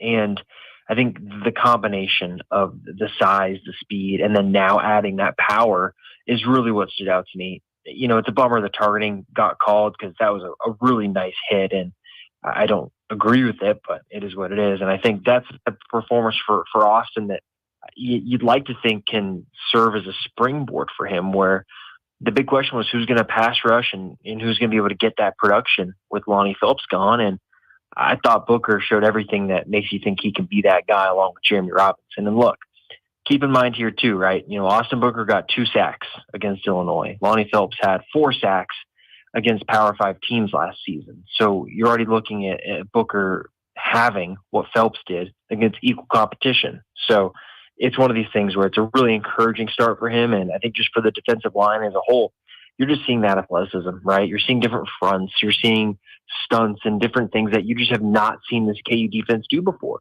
And it's a personnel issue. The first 2 years under Leipold, they did not have the guys to be able to do that. And that changes through recruiting. And that's why recruiting is so important in college football, because you can develop, but development can be capped by someone's athleticism or their size. And so I think generally you're just seeing the evolution of a defense and the defensive front that I think the coaching staff has been wanting to do for a while, and they finally got the opportunity to do that this offseason. Zigzagging back and forth from the defense to the offense, but while we're talking about individual performances, I have to bring up the quarterback. And look, there were a bunch of dudes offensively who had good weeks or made big plays. Devin Neal's off to an incredible start to the season. Luke Grimm had a couple of nice plays, and you know how much I love Luke Grimm. But Jalen Daniels, with some of the things that he can do, I mean, it is different. You don't see that from a lot of good college quarterbacks. And I know every coaching staff would love to play more in structure and have the big plays come from within the structure of the offense and within the structure of a play. But when you have a guy who can run 8 yards backwards, spin around, off balance, throw a ball right on a dot to a receiver 30 yards down the field, how could you ever complain about something coming on a broken play? I mean, it just felt like, to me, after all the great performances last year, that might have been close to the best of the best from what we've seen from Jalen, aside from the interception in the third quarter. Well, and even that interception, right? Quentin Skinner got tackled like 10 yards underneath where that pick was thrown. So that obviously could have been negated as well.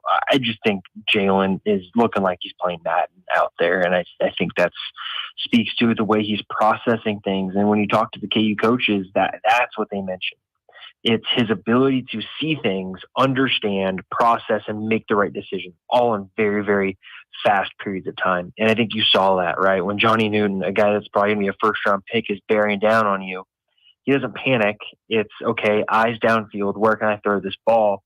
Recognizing Lawrence Arnold is open and being able to make that throw. I just think that's one of the most impressive plays Jalen Daniels has made during his time at KU. And I think so much of what you saw last year was a lot of just really good plays And I think what you saw in that game are star level plays, right? Where you're saying there's no other quarterback at Kansas, maybe not too many even in the Big 12 right now, that can make that sort of athletic play, right? Quinn Ewers can make all the throws, but he certainly is not going to go evade Johnny Newton, go on the run, and then rolling to his left, throw a dime, 35 yards down the field. So I think you're just seeing the evolution of a player who is talented and just continues to showcase new things every time you get to see him.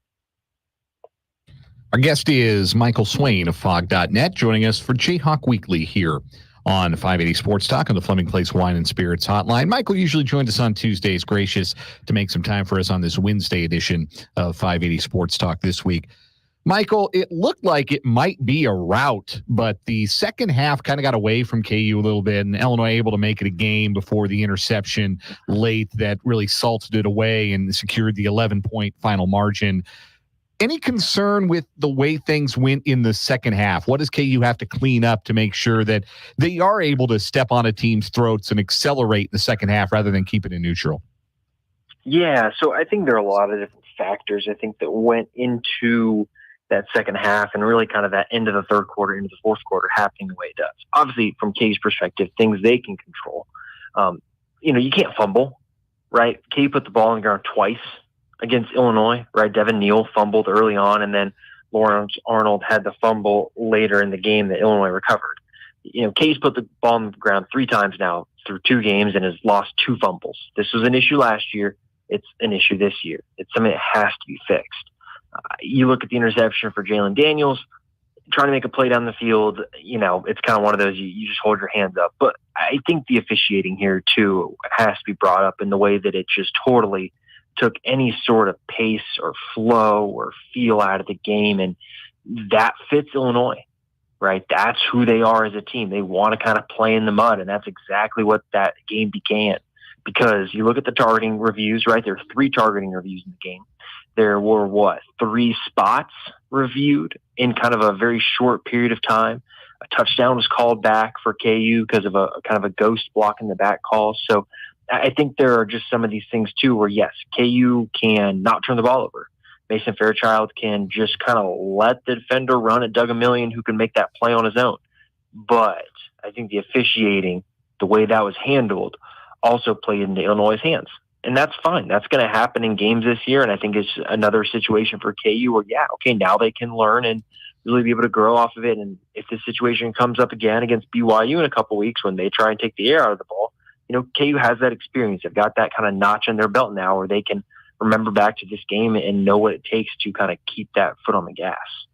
No Austin Booker, no Kobe Bryant in the first half of this coming Saturday's game against Nevada. They've both been suspended for the first half because they were ejected for targeting in the second half against Illinois.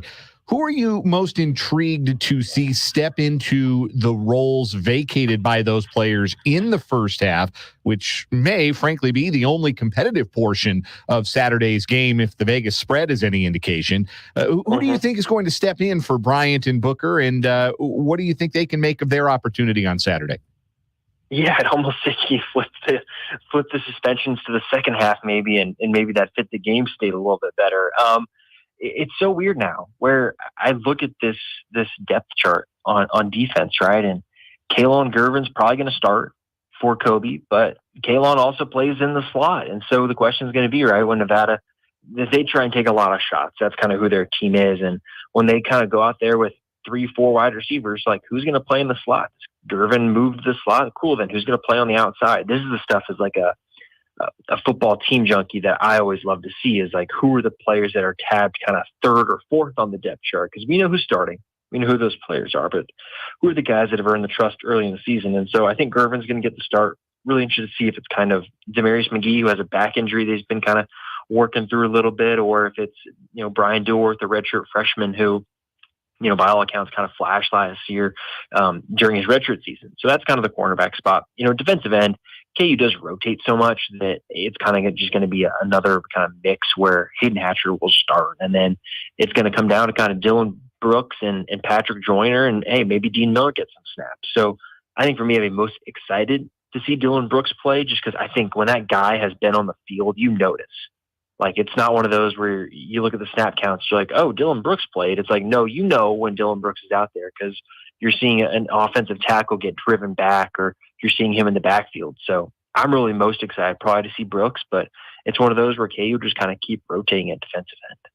Just a few more minutes with Michael Swain, who covers the Kansas Jayhawks for Fog.net and 24/7 Sports. You can also find him on Twitter at mswain247. Joins us here on the Fleming Place Wine and Spirits Hotline for Jayhawk Weekly, one day later than normal due to our wonky scheduling yesterday. Before we get to anything else KU specifically related here, Michael, and I alluded to this a little bit earlier, this is going to be the easiest game KU has in a long time, right? And I know any given Saturday, I understand that. We saw Howard beat UNLV a couple years ago. We remember Stanford over USC many years ago now. Upsets happen. This Nevada team has a very strong argument for being the single worst FBS team in the entire country.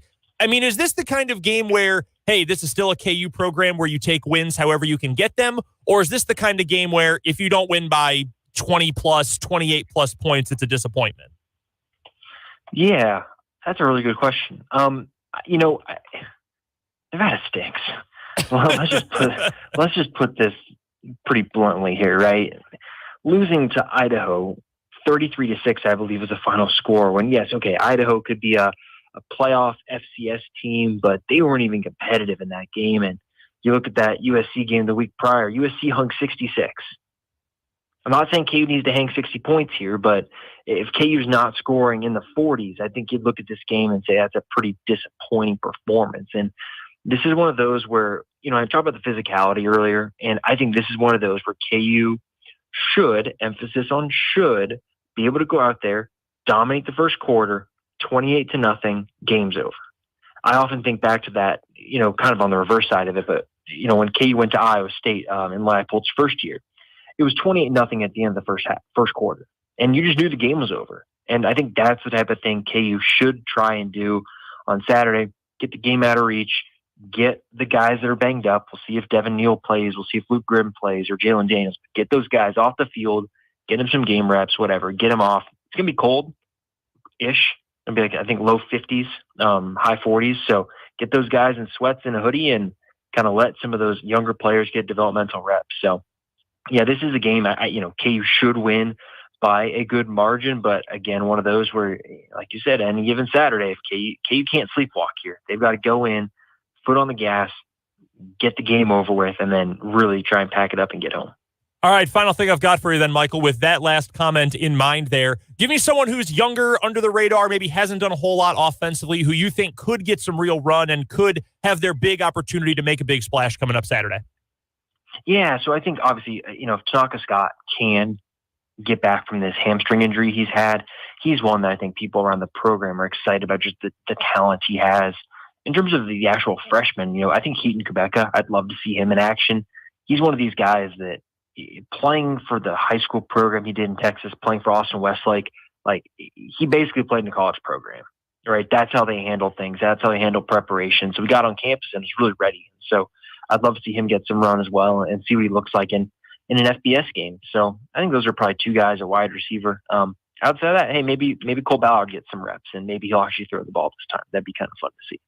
Michael Swain covers the Kansas Jayhawks and does it better than anybody else for Fog.net and 24/7 Sports. Head to Fog.net for all of Michael's coverage of KU. Make sure you're following him on Twitter as well, at mswain247. This is Jayhawk Weekly here on 580 Sports Talk. Michael, we appreciate the time, man. Thanks so much for hopping on. Appreciate you being flexible with the scheduling this weekend. Enjoy a late night in Reno coming up on Saturday. And if you do, you won't be the first. Sounds great. Thanks, guys. That's Michael Swain from Fog.net joining us here on 580 Sports Talk. Late Night in Reno, band name. Yeah.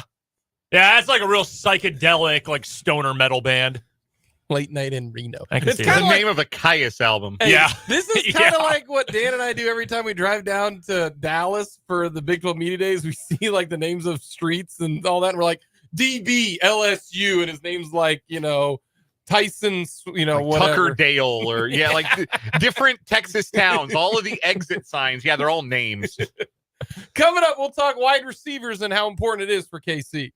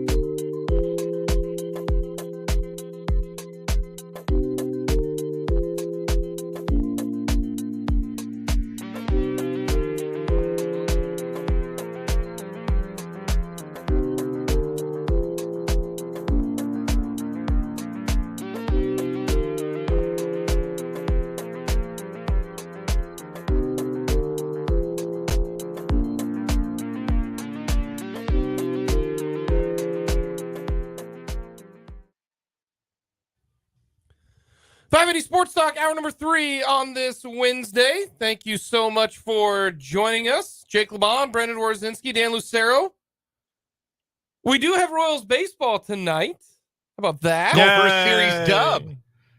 I watched a lot of the nightcap. You're last ridiculous. Night. I Y'all are watched nuts. the entire bottom of the 6th inning where Jordan Lyles, there's the old adage, right? Man, that starting pitcher is cruising. Well, every pitcher's cruising till they're not. Jordan Lyles was cruising until, brother, he wasn't. No, there wasn't anything like he was cruising and then he fell off a cliff into a ravine. They were up 9-1, and all of a sudden I get an update from somebody, and they're like, "Dude, what happened?" And I'm like, "What do you mean? It's 9-9." If you watch that, I was watching other shit. The Royals battled back and won that game. Bob Witt, nice game. No home runs though. Dang it. What were you watching instead? The Jason Kelsey doc. Oh yeah, it's on Prime. Is that where that is? Video. Prime Video. Yep. Yeah. I like the behind the scenes stuff on those type of things. That's why those things are kind of cool. Speaking of a Kelsey update, Travis Kelsey feeling good. Practice today. Power ranking of Kelseys. Travis number 1, Jason number 2. I don't know. Kelsey Grammer's up there. Yeah, Kelsey Grammer's 3 for me. Kelsey Ballerini high. Is that so? Tell us more. What's wrong with Kelsey Ballerini? I had no idea. You guys are only fans of car seat headrest, but not Kelsey Ballerini. So I was not familiar with her music until she performed. She was the musical guest on Saturday Night Live the night Travis Kelsey hosted. Yeah. If I remember right. That was my first exposure to her music. I'm not a country music person. I heard her music and I learned one thing about Kelsey Ballerini immediately, which was she's divorced. Oh yes, yeah, and not a keep it quiet, let's just keep all going. of my songs are about this divorce. Yeah. So good luck to her and her future endeavors. Yeah. Wish her the best. Let's see who else. Now those are some Kelseys just right off the top of my head. Kelsey Plum, WNBA All-Star. Oh yeah, good player. University of Minnesota star, I believe. Was it Minnesota? I think it was Minnesota. I think it was Washington. No, you're right. It was Washington. I'm thinking of Lindsay Whalen. Lindsay Whalen, Minnesota. Yeah. Kelsey Plum's Washington. You're right. Morgan Evans is who she got divorced from, by the way. I don't know who that is either. Who? Kelsey Ballerini. No, it's like her tour manager. Morgan, really? Yeah. I thought Morgan Evans played fullback for the New Orleans Saints. No, he's a musician himself. Yeah. Oh Sure. yeah, he has a song that you don't listen to 94.5, but yeah. If you are a listener to our sister station, The Big Country 94.5, you have certainly heard at least one of his songs. One of these days, you guys could play country artist or fullback, offensive lineman, and I would lose. I would be very bad at that game. Well, all you got offensive lineman for a Missouri Valley Football Conference school or country music singer. No, all I'd you have be to do is terrible. just I go over. name just a Tim Smith. That's what they're so generic. There's no band names. They're just individuals. Yes, but I still wouldn't know them. They're not that boring. Craig Morgan. Wasn't he just at Prairie Band? Yeah, you I'm wouldn't. pretty sure it They're was. just regular. Half of the I can't even tell the difference between half of them. They sound all the same. Yes. Now some of them sound different. Eric Church sounds different. I'll take your word for it. He does. I know one of his songs. It was Todd Helton's walk-up music. That's why. I was going to say, where's the tie-in? We're going to hear from Fitz, but I want to get to something here that I do think is something that the Chiefs need to address. And let me know if you agree with this. Hit us up on the text line, 785-272-9429. Also in the comments, YouTube, go to youtube.com at 580 Sports Talk. How many times do you hear the term, I need to get in a rhythm, right? I got to get in the flow of the game. Boxing, what do you say? Got to feel each other out a little bit. Yeah. The tempo. About to watch Soul Train. Gotta get in a rhythm. There's bad tempo. In basketball, we say, it's very herky-jerky. You got to shoot your way into the game. Not a good flow. A Flow. lot of turnovers, right? I just can't hop in there and be good to go, right?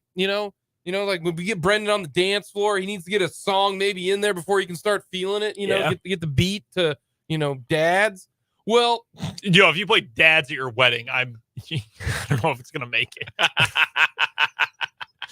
And the reason I bring this up is I think the Chiefs, Andy Reid and Matt Nagy, they got to make a decision. They got to go with 4 wide receivers and they're your 4 because guys need reps. You get an idea of what the defense is doing and you just get in a flow of the game. That is a thing, okay? Now, I'm not saying they need to play every single rep like offensive linemen. No, I'm talking about you run a deep ball, you know, you can't make it back, so be it. I mean, I did. But you need to get you know, substitutions here or there, that's fine. You know, no wide receiver is going to play in 100% of the snaps. And I understand that. But here are the snap counts for the guys in the game yesterday on Thursday. Sky Moore, 69%, MVS, 63%, Richie James, 35%, Rashee Rice, 31%, Watson, 29%, Tony, 25%, Justin Ross, 9%. I understand the Moore, MVS, 69, 63, right? Okay. But then why do you got 4 dudes who are between 35% and 25%?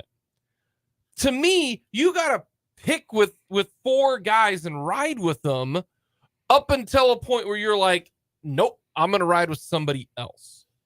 And they did with Moore and MVS.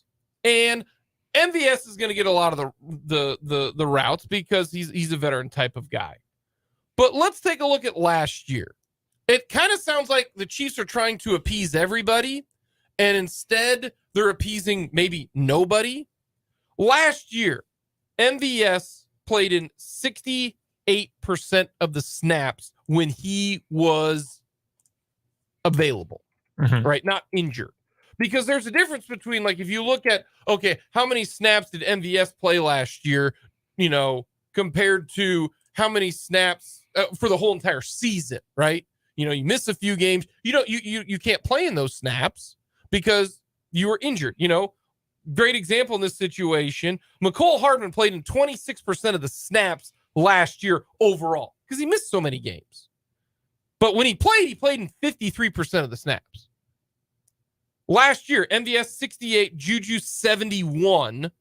And then it was Watson, McCole Hardman played in 43 and 53. So you really had those 4 wide receivers, but really 2 of them, MVS and Juju, played in the most of them. And then you had Hardman. When he was healthy, he played in 53% of the snaps, the games that he played.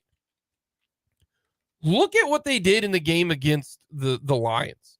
69-63. Okay, that's your MVS and that's your Juju, right? But then after that, it's 35-31, 29-25. It kind of feels like that they're, and I'm not saying it's a terrible thing to go with your strengths, right? You know, it's kind of like in baseball, this guy is really good against lefties. Or, hey, at the start of the game, this guy's really good against righties, so we're going to play him instead of somebody else, right? You know, not necessarily the platoon, but you pick your spots. You know, maybe you play Justin Ross just in the red zone, right? Because he's, you know, bigger, physical.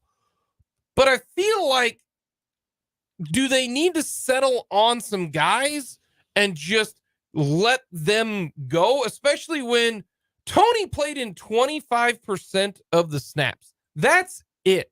If I would have told you that, you would have been like, whoa. He was sure targeted a whole bunch. Yeah. Despite only playing 25% of the snaps. So it makes me wonder if, when you've got 7 wideouts, I understand why they kept 7 of them. I do. It makes sense. They did not want to get rid of Justin Ross. He's too much of a talent to just let go. They wanted to keep him because he's under contract for another 3 years. That's a good situation to be in. I wonder if they need to do something of that nature. I don't think they need to, because I think that's just going to happen. Like, we've got 17 or 16 more games this season. Like, we're not going to get to week 18 against whichever division. Is it the Raiders again in week 18? Whoever it is, or Chargers, whoever it is. Like, we're not going to get there and be having this same discussion. Like, oh man, they should have narrowed it down and had, you know, this 4 group should have all been at a third or more and everyone else should have been 20% snaps or less. This is going to figure itself out. And if you go down the list of snap counts for each of the receivers, honestly, I think you can pretty easily logically break it down why each one got to that number. Sky Moore, second year, matchup wise, maybe they thought that was going to work for him, but he's been around. He played 69% of the snaps. He's been there in a room that doesn't have a lot of guys who have just been there. You have a lot invested in him. He was a second round pick. He's supposed to be one of your wide receivers of this next era of this core team. You can understand why he was out there a lot. MVS is the most experienced player of any of them. Those are fine. I got no issues because it's 69-63, not quite as high as 71-68, because Juju was their number one last year. Sure. 71% of snaps. That's about normal for a number one. If you are, the Justin Jeffersons, the Devontae Adams of the world, you're in the 80s because you're almost on every snap because you're too good to be not on the field. Sure. But after that, it's kind of like, well, they like James, they like Rice, they like Watson. Now, it's kind of funny. They like Tony a lot. He didn't get any, and he only played in 25% because maybe they're trying to ease him into it. But he didn't have camp. They sure targeted him a lot.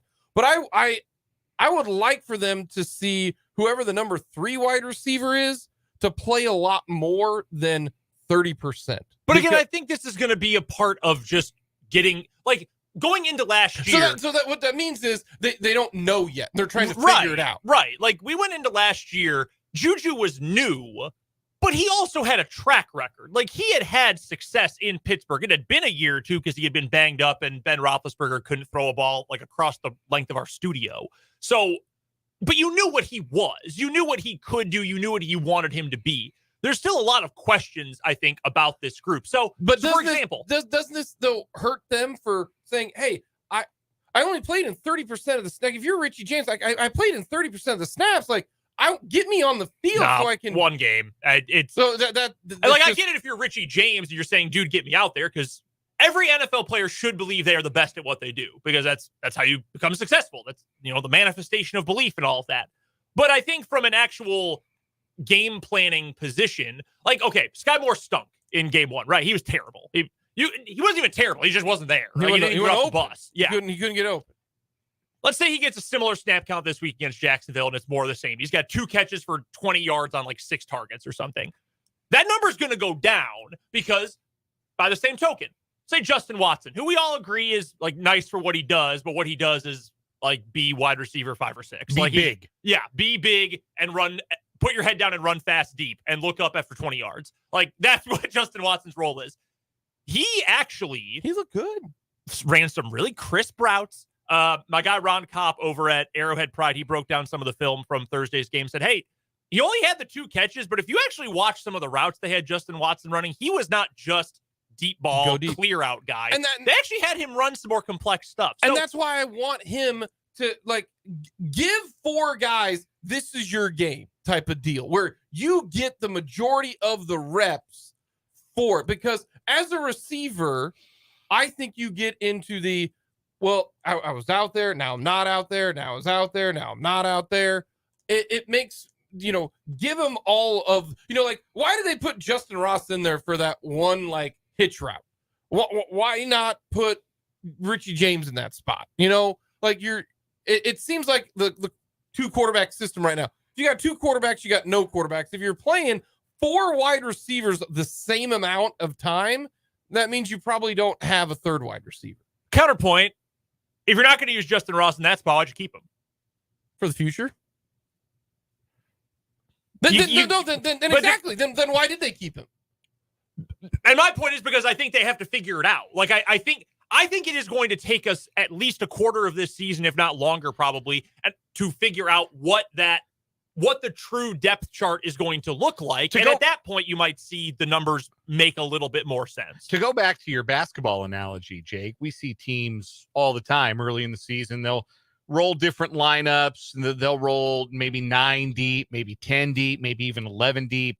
But by the time the rubber really meets the road, by the time you're playing conference games, by the time you're playing playoff games, whatever it might be, you've got the rotation pretty tight. You've figured out what works and what guys work best in what roles, and you've adjusted and adapted accordingly. And it is rare for a team to have 7 playable wide receivers like the Chiefs do. Like, even in recent years where the Chiefs maybe carried 6, one of those would be Marcus Kemp. And that wasn't a guy you really wanted to throw passes to. Disrespect Marcus Kemp. Can I make a basketball, a direct basketball comparison comparison I get what you guys here? are saying. I just know that I would have liked to have seen them say, you 4 get the first crack at it and give you a full legit chance. Because if you're playing 30%, but doesn't that take away the opportunity for, like, what if you play 4 guys, but the guy you should have played was Justin Watson? He didn't play at all, right? Like, well, it also, what if you would have given, you can kind of do the reverse. Well, what if you gave Justin Watson, 56% of the reps? You know what?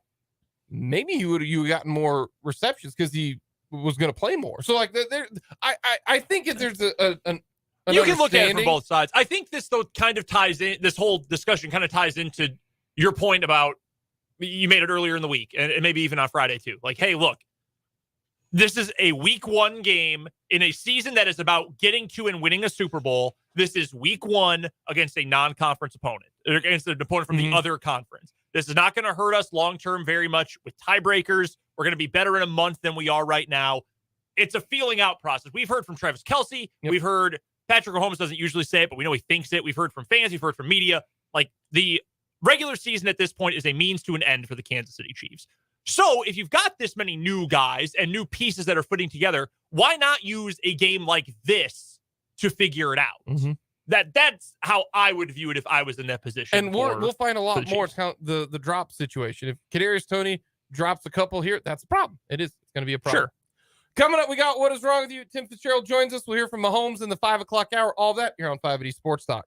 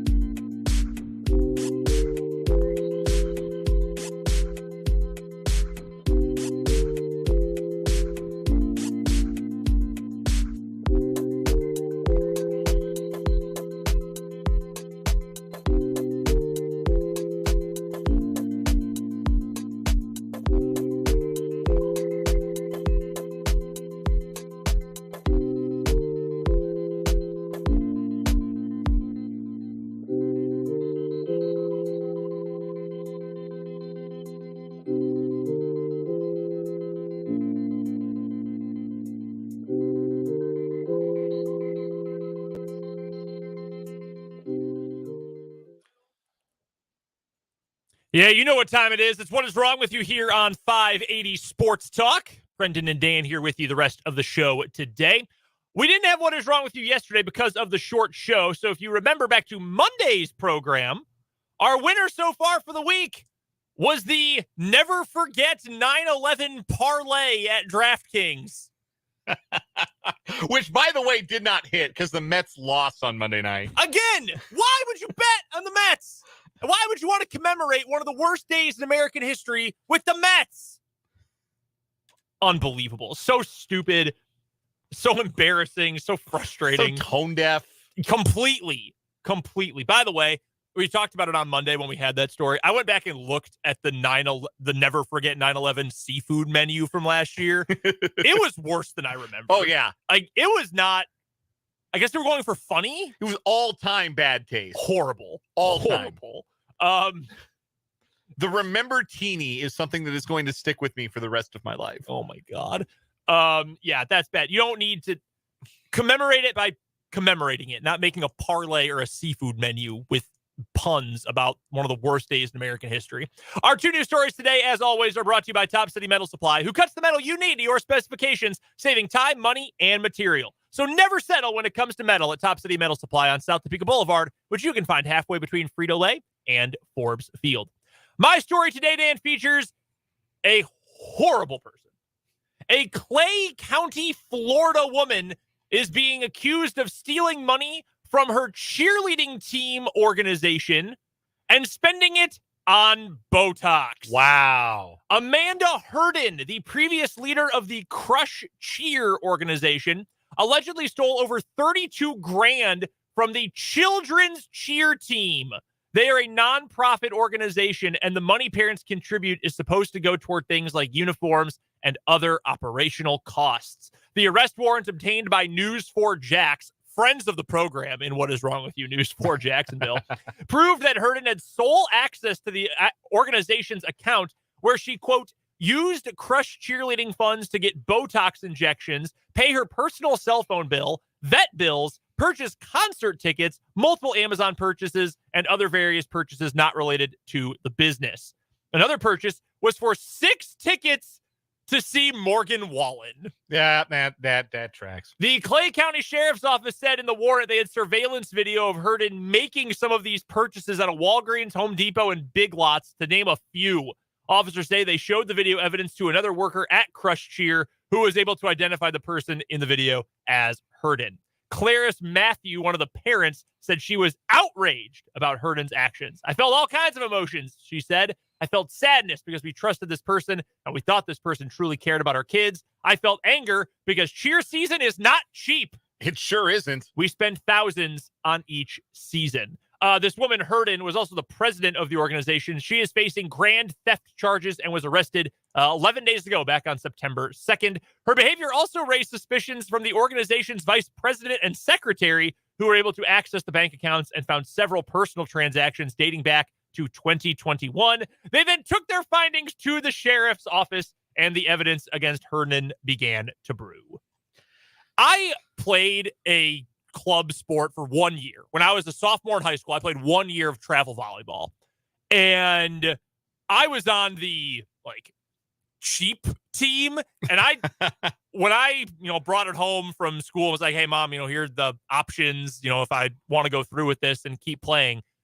And even then I was like, damn, this is a lot. I don't have to keep playing. I can give up my athletic dreams now. There is a lot of money in club sports because there are a lot of parents who want to hear a coach tell them that their 8, 9, 10-year-old basketball player, volleyball player, baseball player, cheerleader is special and unique and is going to be on scholarship and is going to play in the pros or whatever it might be. And all it will cost you is several $1,000s a summer to travel and go to these meets and go get seen and by the right people and the right coaches. There is so much money in this. And to find out that there's somebody out there, and I'm sure she's not the only somebody who's ever done this, but somebody out there who's taking that money from those parents and saying, I'm going to go see Morgan Wallen. We know how not cheap that is. Yeah, no kidding. We've had that conversation. Ask the Ole Miss fans and all the money they spent to go to that concert. I had a great conversation with our pal Rick Bloomquist, head basketball coach at Topeka West, earlier this summer. And we were just talking about, upcoming season, what the roster's going to look like, just shooting the breeze. And he made a comment about how much he hates the ecosystem of youth sports now, that high school sports ain't enough. In fact, for a lot of kids, high school sports is like an afterthought. Yes. It's the showcase, it's the club team. Yes, in many sports, that is more and more becoming the case. About the only sport that isn't like that anymore is football. And even then, going to camps during the summer and being able to travel and those things, that costs something. Yeah. And, we're talking about how much this pushes kids out. Kids who might be talented but don't have thousands of dollars to throw around. Or you end up with families that say, well, we probably shouldn't, but we want the best, and we want them to have the best that they can have.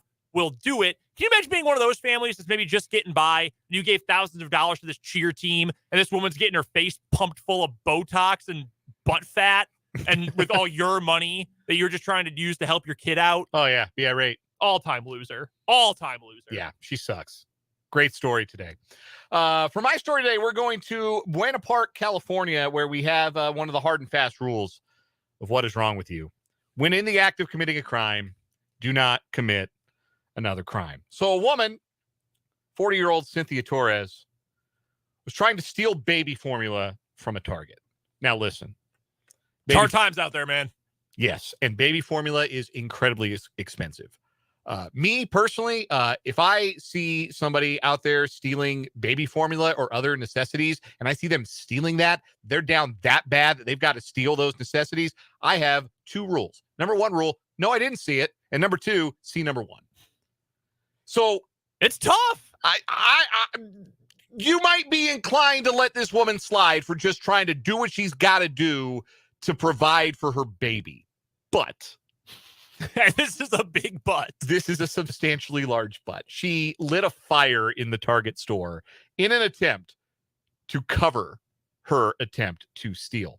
The fire led to the evacuation of the store as flames quickly reached to the ceiling and spread through the children's clothing section. The store employee with a fire extinguisher and the building's sprinkler system were able to put out the blaze. No injuries were reported, but merchandise and the store itself were damaged by flames, smoke, and water. The damage is estimated at $1 million in retail goods and $500,000 to the interior of the building itself.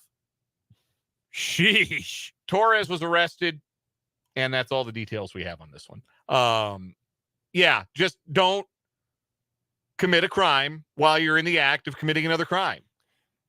Look, I get the need, or feeling the need to cover it up. You are committing a crime, even if you can understand why someone might be led down that path, because it is hard times out there.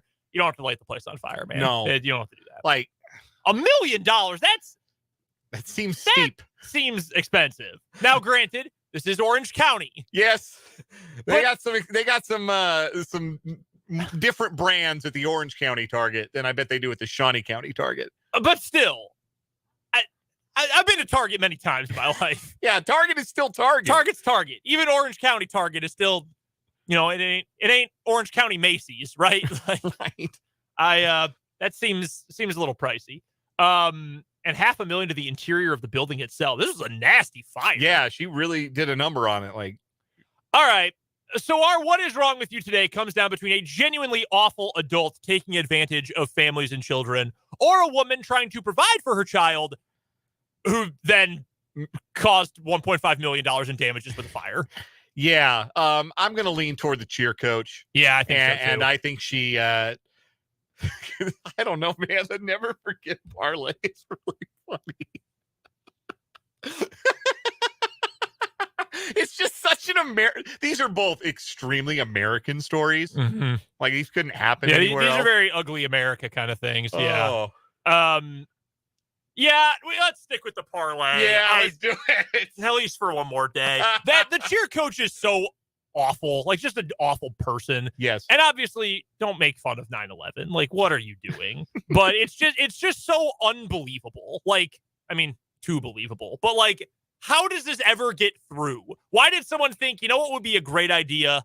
This. So that is still our winner today in What Is Wrong With You, the Never Forget Parlay. Brought to you by Top City Metal Supply. Metal cut to order when you need it. Top City Metal Supply on South Topeka Boulevard. The Wildcat wrap-up with Tim Fitzgerald's up next on 580 Sports Talk.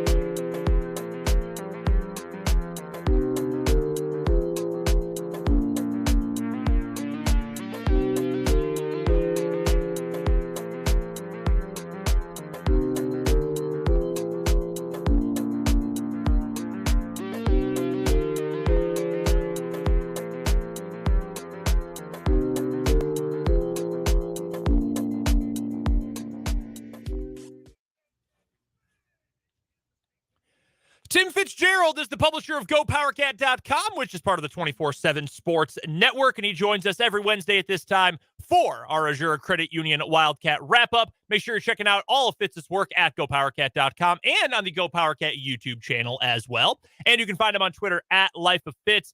It was a big Kansas State victory this past Saturday against Troy at home, Fitz, and we talked about it last week. That's a good Troy team. They won 12 games a year ago. A lot of talent, well coached, all of that. And man, Kansas State in the second half beat the brakes off of them. That was a really impressive non-conference win for the Cats. Yeah, that last possession for K-State before halftime just completely redefined how that game was going to go. Troy had climbed back into the game. They were getting the ball to start the second half. If they can get a stop or at least hold K-State to a field goal. It's a one-score game going into that break. And K-State gets it into the end zone off a wonderful pass by Will Howard. Nice run by Phillip Brooks, but a great block by Jaden Jackson to frame up. It was a statement play, and they continue to make plays through the air throughout that game. And, Chris Kleiman said it. I've said it. That game was much closer than the score reflects because that's a really good Troy football team. But the fact that Kansas State cannot play their best football and still beat a team of that caliber by that many points says a lot about where this K-State team could end up if they find that those next steps and up their level of play. One of the most encouraging and exciting things I took away from this game, Fitz, and you mentioned Jaden Jackson a moment ago. Jaden Jackson and Keegan Johnson, those are dudes. Those are guys who are going to make plays vertically for this team. I think Jackson is a really pleasant surprise for a lot of folks. And going into the year offensively, that was probably the biggest question. Who was going to step up in that wide receiver room and be either the complements or the equals with Phillip Brooks? Really feels like those two guys are going to be key pieces for this team. And there's a lot to get excited about in both of their games. Yeah, he was playing in Keegan Johnson's place, but then when Keegan came into the game in the second half, they're still being really cautious with him with his injury. I mean, he'll play unless he gets re-injured this week. He'll play in Columbia, but I found it interesting that then they had Jaden and Keegan on the field together. And if you put Phillip out there too, with no intent of trying to disparage RJ Garcia, but if you put those three guys out there, that's a lot of speed on the edge that the defenses have to worry about, let alone the other things that K-State can present. Like Troy took away Ben Sinnott. The first time a team has made Ben Sinnott kind of the feature of their scout, and they were determined to take him away, and Kansas State found other answers, which is a really good sign. While pointing out some of the things that I thought were really impressive, that defensive front for K-State I thought looked great. They played fast. That's the thing that really stood out to me the most, Fitz, is they were playing fast. They were playing loose. It was a lot of read and react, not a lot of overthinking and playing slow. I thought Khalid Duke obviously looked great. Nate Matlack, he got a sack. I thought that entire group up front played really well. Well, they're really good at defensive end. And I was telling people I thought they'd be really solid at the end, despite the loss of Felix and Ezekiel Uzama, and Khalid Duke, as he prefers to be called, is really coming on. I mean, this is a really dynamic player. He plays a number of positions along that line when you get into passing downs. They've had him over the ball at times. He's just really tough to defend. But I think really what's keying that defensive front right now is that three-man rotation at nose tackle. Their first steps are so fast, the offensive line can't handle it. And they just blew up some plays, fourth down plays, third down plays. They just get underneath their blockers and, just completely muddle up a play. And they've just been so good on defense. I think, aren't they the number one rush defense right now in college football, or one of the top ones? That's not something Kansas State's done in the past. Maybe that'll change, but you take away a team's run game and you're doing something right. And let's be honest here. Granted, they played SEMO and Troy, but both had really good running backs. They just completely took away the SEMO running back, and short of a 46-yard run by the Troy running back, he had a really rough day at the office. So it's been impressive on the defensive side of the ball. Our guest is Tim Fitzgerald, publisher of GoPowerCat.com, joining us for the Wildcat Wrap-Up here on 580 Sports Talk. Fitz joins us on the Fleming Place Wine and Spirits Hotline every Wednesday at this time to talk all things Cats. Check them out on the web, GoPowerCat.com. Find them on Twitter at Life of Fitz. Fitz, have you been pleasantly surprised by the back of this Kansas State's defense's play through two games? Even with all of the departures from the secondary in particular, they're playing, I think, early in the year like we saw last year's defense play, really flying to the ball, fundamentally sound, making tackles, forcing turnovers. Will Lee had a pick on Saturday. It doesn't look like that group has missed a beat, even with all of the departures from last year.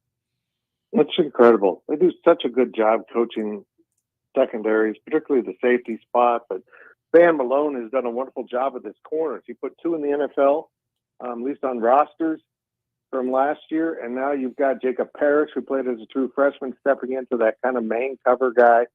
Imagine he'll have a lot of Luther Burden on his menu on Saturday because he can run with him. But Will Lee's kind of a long, lanky guy like Julius Brents was, and he kind of slid right in there, and he's got a lot at stake in this game because he's from Kirkwood, Missouri. But I think the guy that really jumped out at me on Saturday was Marquise Siegel, making his premiere because he sat out that first game. He came charging downhill on an early run play and got the guy in the backfield. I thought, wow, that looks like a K-State safety. I mean, kind of playing with that authority and decisiveness is a hallmark of those safeties. And you put it with BJ Payne and Kobe Savage, you've got three really good safeties running around. and some incredible depth provided by true freshmen. I'm just stunned at how good some of these freshmen are. All right, Fitz, let's turn our attention to Saturday in Columbia, the return matchup between K-State and Mizzou after the Wildcats punked the Tigers 40-12 in a driving rainstorm at Bill Snyder Family Stadium last year. What is the one part of this matchup that maybe stands out as a bit more of a concern or a hesitation to you? Because the public is heavy on the Cats in this game. There's a lot of betting action laying the 4.5 points with Kansas State worldwide from sportsbook to sportsbook going into this game. Is there anything that you look at in this matchup that gives you a little bit of hesitation? Just the athletes from Missouri. I mean, if this turns into a real competitive game, it could get sticky for K-State because they've got great playmakers. They've got guys on both sides of the ball that can go do stuff that physically is hard to match up with. But the hallmark of Eli Drinkwitz's time at Missouri is if they fall behind at halftime, they don't win. And I think they've won once after trailing at halftime in his time at Missouri. And that tells me this is a team prepared on emotion.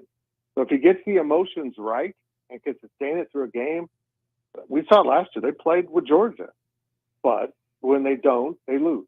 And they lost in Manhattan last year.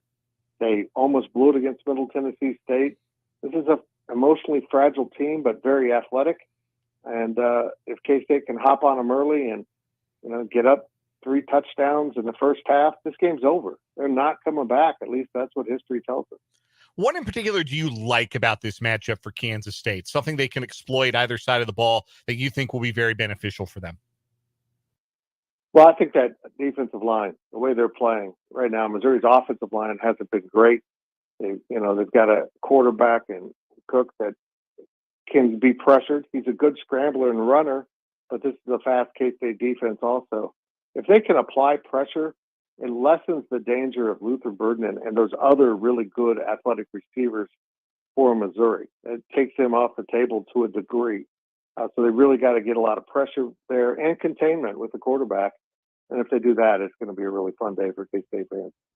We're chatting with Tim Fitzgerald, the publisher of GoPowerCat.com, joining us on the Fleming Place Wine and Spirits hotline for our Azure Credit Union Wildcat wrap-up here on 580 Sports Talk. You can follow Fitz on Twitter at LifeFitz, and of course, all of his great work can be found at GoPowerCat.com. You are a lot nicer to Brady Cook than I've been, Fitz. He stinks. He's not a good SEC quarterback. He's not a good Power 5 quarterback. And I'm going to be let down if he has anything remotely resembling a good day. And I'm being somewhat facetious, but also kind of not. Like, that's not a Power 5 quarterback, in my opinion. Look at his stats, though. They're not awful. He hasn't thrown any picks. He's only thrown for about 168 yards a game, but he's completing more than 70% of his passes. It just indicates to me that he's not a guy who makes timely plays, doesn't pick up that first down, doesn't complete that pass, and doesn't know quite when to tuck the ball and run, which is apparently his strongest asset. There's a lot of screens for his backup. And maybe we'll see that at some point on Saturday to try to give them a little lift if they fall behind. But I don't know. I think once K-State kind of gets this team on the ropes, it's going to be really hard for them to come back. But I agree with you. He just doesn't do much for me, but the stats indicate he's okay. And maybe this Missouri team needs better than okay at quarterback to kind of get them over the hump. I don't necessarily want to turn this entirely into a why Missouri will lose versus a why K-State will win segment. This is the perfect time, though, Fitz, if you have any thoughts about University of Missouri head football coach Eli Drinkwitz. If you would like to share any of those, you are among friends with your takes, I'm sure. Well, I don't understand his shtick. I don't get the purpose of pretending not to know Colin Klein's name. I mean, the guy was the offensive coordinator when he absolutely shredded your defense last year. He was a Heisman finalist. Most coaches would know how dynamic he was as a running quarterback. You have a quarterback capable of running. Maybe go watch some film of how they use Colin Klein, and you could use the most out of your quarterback. It's a really bizarre kind of childish shtick he has that Missouri fans seem to love. So keep him as long as you want, because this ain't the guy. He ain't. He's a phony. He's Ron Prince all over. And so if you want to keep defending him, go ahead. Just go ahead and keep him. If they get buried by K-State on Saturday, I think that will be kind of the Ron Prince moment where the fans finally realize this dude can't beat teams we really want to beat and should be able to beat. Ron Prince got drilled by Kansas, got drilled by Nebraska, and I think he got drilled by Missouri. He was just awful. He couldn't, in head-to-head matchups with rivals, he was trash. And so if they get blown out by, scores in the 20s, almost 30s in terms of spread, 2 years in a row by little old K-State, man, I don't know how he's going to survive this process short of making a run at an SEC title. John Kurtz, who's a friend of ours who used to be on the radio in Manhattan, and I know you know John really well too. He put a poll out, I don't remember if it was this morning or yesterday on Twitter, asking who would you rather have in a do or die game, Ron Prince or Eli Drinkwitz? And I thought, bro, I'd stop watching football. I'm not picking either. Like I'll do something new with my fall. I don't want to watch any of that. Yeah, I mean, what would you rather have to walk on, nails or razor blades? I mean, what kind of, come on, Kurtz, what kind of question is that? Would you like to get poked in the eyes or kicked in the crotch? Well, I don't know. I have no idea. Can you imagine those two in a game? I just can't even imagine. The conversation before the game at midfield would just be delightful. It'd have to be mic'd up because it would be so shallow, it'd be stunning. Fitz, what kind of purple presence do you expect in Columbia Saturday? Great question, because I don't know. This is the first sellout they've had in 5 years. K-State is, K-State fans are kind of reminding Missouri of that, but I think it's notable. It took K-State to sell out that stadium because it's apparently the first sellout they've had in 10 years for a non-conference game. This game means a lot to the fans. So I think if, they have about 60,000 seats, if it's 10% K-State, it's going to seem like 20%. If it's 20%, it's going to seem like 40%. So I think the more K-Staters in there, the more dominating it'll become in terms of crowd noise. And again, that will be humiliating to Missouri fans to have that much purple in their stadium, watching their team get their brakes beaten off by Chris Kleiman and company. So it's going to be an interesting thing to track on Saturday morning in Columbia. You heard K-State fans, you heard Fitz. It's going to be very embarrassing for Missouri. So you're getting my stamp of approval. Get to Columbia and be at that game and watch K-State thump Missouri coming up on Saturday. Final couple questions about this game, Fitz. Number one, is Luther Burden the number one concern here for Missouri? Because he is a stellar player. I mean, he's got a lot of talent, a lot of God-given gifts. Is that concern number one? Yeah, it is. You got to take him away. I think it's interesting that Will Lee competed in sports against him in high school. They know each other from way back. So that's just something, a little interesting sidebar to watch in this game. He's really special, and they don't use him very well. They've started using him more this year, but I would find any way possible to get him the ball in his hands, whether it's line him up the backfield with little swing passes or reverses. I just think they want to blame the quarterback for all their issues. I think they've got a fairly mundane offensive approach. When you've got these kind of players, you need to get them the ball as often as possible, and I don't think they do that. Although I think he's averaging about 7 touches in the receiving game per game, and that's better than what I think I saw last year. But it's going to be really an interesting matchup to watch him against two corners that are kind of, able to run with him or at least, be physical with him. So it's a key matchup. Keep an eye on Luther Burden. Boy, he's really special. All right. What's your final score prediction? Well, I think this is going to be a closer game than last year. My score prediction when I roll it out on Friday with my keys to the game will be in the single digits for K-State. It will be a cover, but I think this game means so much to Missouri. They're going to fight tooth and nail to try to win this thing. I don't know that K-State will be able to get away. And if they don't get away early, then it will be a single-digit outcome. But if they do get away early, it's just going to be another blowout. Tim Fitzgerald covers the Kansas State Wildcats and is the publisher of GoPowerCat.com. Go check it out as part of the 24/7 Sports Network. Be a VIP. If you're not, it is absolutely worth it. You can find Fitz as well on Twitter, where his handle is @LifeOfFitz, and he joins us at this time every Wednesday for the Azure Credit Union Wildcat Wrap-Up. Appreciate the time, Fitz. Are you headed to Columbia? Absolutely. We're actually, Friday night, we're headed to Boonville. And I'm telling you what, Friday night in Boonville, Missouri, woo! My dad sounds like a horror movie. My dad and I stayed at the Super 8 in Boonville, and there was a stain on the carpet in our room that had to have been blood. That's my Boonville story. Not shocking. We're gonna be staying at the Isle of Capri Casino. And That's I'm much telling better. you what, if I can't go to Vegas, the Isle of Capri in Boonville, Missouri, I'm all over that. But also they had cheap rooms, which is also just disturbing that it might be the site of a previous murder. Fitz, we appreciate the time, man. Enjoy the trip, enjoy the game, and we'll talk to you soon. Okay, boys, great to talk to you. That is the one and only Tim Fitzgerald from GoPowerCat.com joining us here on 580 Sports Talk. Friday night in Boonville. I've never forgotten that hotel. That story is from when I was like coming back from a semester of college. This is like the mid 2000s, and I still vividly remember the large stain on the carpet in that room at the Super 8. You never want the mystery stain. No, never. If you can avoid it, yeah, never want that. That is the Wildcat wrap up, and that'll do it for the 4:00 hour of the show today. Come on back. We got 1 hour left. Headlines. We'll hear from Patrick Mahomes. We'll get to your text, your YouTube comments as well. All that's coming up after our national and local news here on 580 Sports Talk.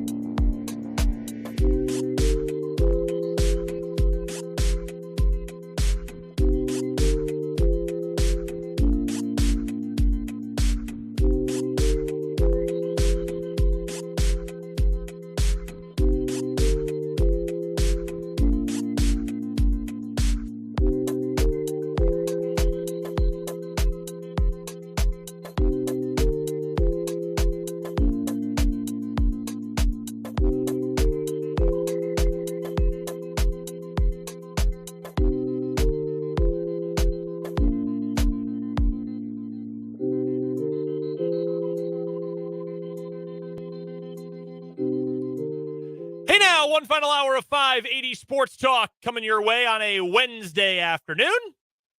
I'm Brendan Dworzinski. That is Dan Lucero, and we are here with you until 6 o'clock when we will send you to the Royals Radio Network and the series finale for the Royals and the White Sox. Nothing has been quite as good to the Royals this year as playing the Chicago White Sox. Not a lot has gone well for the Royals, but they've actually been pretty good against the White Sox. Yes, as it happens, they have a 500 record against the White Sox. Do you know who they have a winning record against this year? There are 4 teams in baseball. 4 that they have a winning record against. All right, so I know it's the White Sox. Well, a non-losing record, it would be 5. Okay.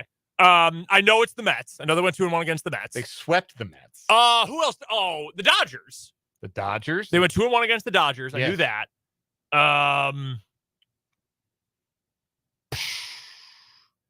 Dang. I don't know the others. They are also in the National League West. The Padres and the Giants. I forgot about the Giants. I knew the Padres. Yeah, that was back in April when the Royals took a series from the Giants in San Francisco. I forget when they played the Padres. When did they play the Padres? That was fairly recent, was it? Maybe. They played in May. They play in May. Yeah, May 15th through 17th. Mid-May. There they are. Yeah. The Royals won that series and yet lost on aggregate. Yeah, they went 2-1 and were -2 in run differential. Scott Barlow putting the hammer down in the late innings. Now he plays and like his former Royals teammates, he will get to watch the playoffs from his couch. Yeah, they are really bad. They have like the worst luck. Like they are 11 wins beneath their Pythag, the Padres. Don't they have the best ERA in baseball or something like that? They have the 3rd best ERA in the National League, the 4th most strikeouts as a staff. They're like middle of the pack offensively. They have not won an extra inning game all season. They have not won an extra inning game. They have been the worst team in baseball with runners in scoring position. They've been the worst team in baseball in 1-run games. Their Pythagorean win-loss record is 79-67. They are 68-78. Yeesh. So they are like the strangest case. They are a team with good baseball players who is not good at winning baseball games. And that is a skill. I mean, being able to win a game is a skill, and it's a skill in every sport. You know what that is? It's being the San Diego Padres. Well, yeah. That's just always kind of inherent. And forever, they are the Padres in every way. Coming up in this final hour of the show before we get you to Royals baseball against the Chicago White Sox, we've got our headlines here in just a minute. We'll get some other thoughts on the Chiefs, including we will hear from quarterback 1, Patrick Mahomes, coming up a little bit later. Still taking your texts. 785-272-9429 is the text line number. And, of course, the YouTube comment section is open. Go check us out on YouTube, where our channel is called, simply enough, 580 Sports Talk. Go make sure you are signed in, subscribe, check us out. And it's the easiest way to see all of our video content, including our live shows daily, Chiefs recaps, KU State recaps, Washburn football recaps will hopefully get started up this week as well. 335, the new number of subscribers we're up to. So let's see if we get to 350. Let's keep it going here in the near future. So appreciate you guys who all watch and hang out with us on the YouTube feed, along with 580 WIBW, FM 104.9, and 580WIBW.com. If we get to 350 YouTube subscribers, I, Dan Lucero, will wrestle a bear. I will not wrestle a bear. I was assuming you were going to eat a gummy bear or something. No, I'll wrestle a gummy bear. Yes. All right, let's get to today's 580 Sports Talk headlines. Number 1 for me, we've got, since it is Wednesday of a normal Sunday week, our first Chiefs injury report of the week. Not terrible for Kansas City. 4 players with some nicks and bruises listed as full participants. That includes Richie James, Nick Jones, Kadarius Toney, and Turk Wharton. All good. I assume Wharton's probably going to be on there dang near all year long as he recovers from that knee injury. 1 DNP today, Clyde Edwards-Helaire. As you heard from Andy Reid earlier today, he was not feeling well. He is sick. That is why he did not participate today. 3 other players limited in practice. L'Jarius Sneed, that's one to watch. Travis Kelce, you can understand why. And also, you can understand why Chris Jones was limited today, listed as non-injury related and rest for the reason he was limited today. Hopefully he will be 100% good to go by Sunday and the noon kickoff against the Jaguars. The same with Travis Kelce, out there practicing, was jumping around celebrating, seeing Chris Jones back out there on the practice field. Hopefully all good things for Kelce at this point. As for the Jacksonville Jaguars, it's not listed here, but I know we had a injury report for the Jaguars. So give me just one moment here and I will pull it up. There we go.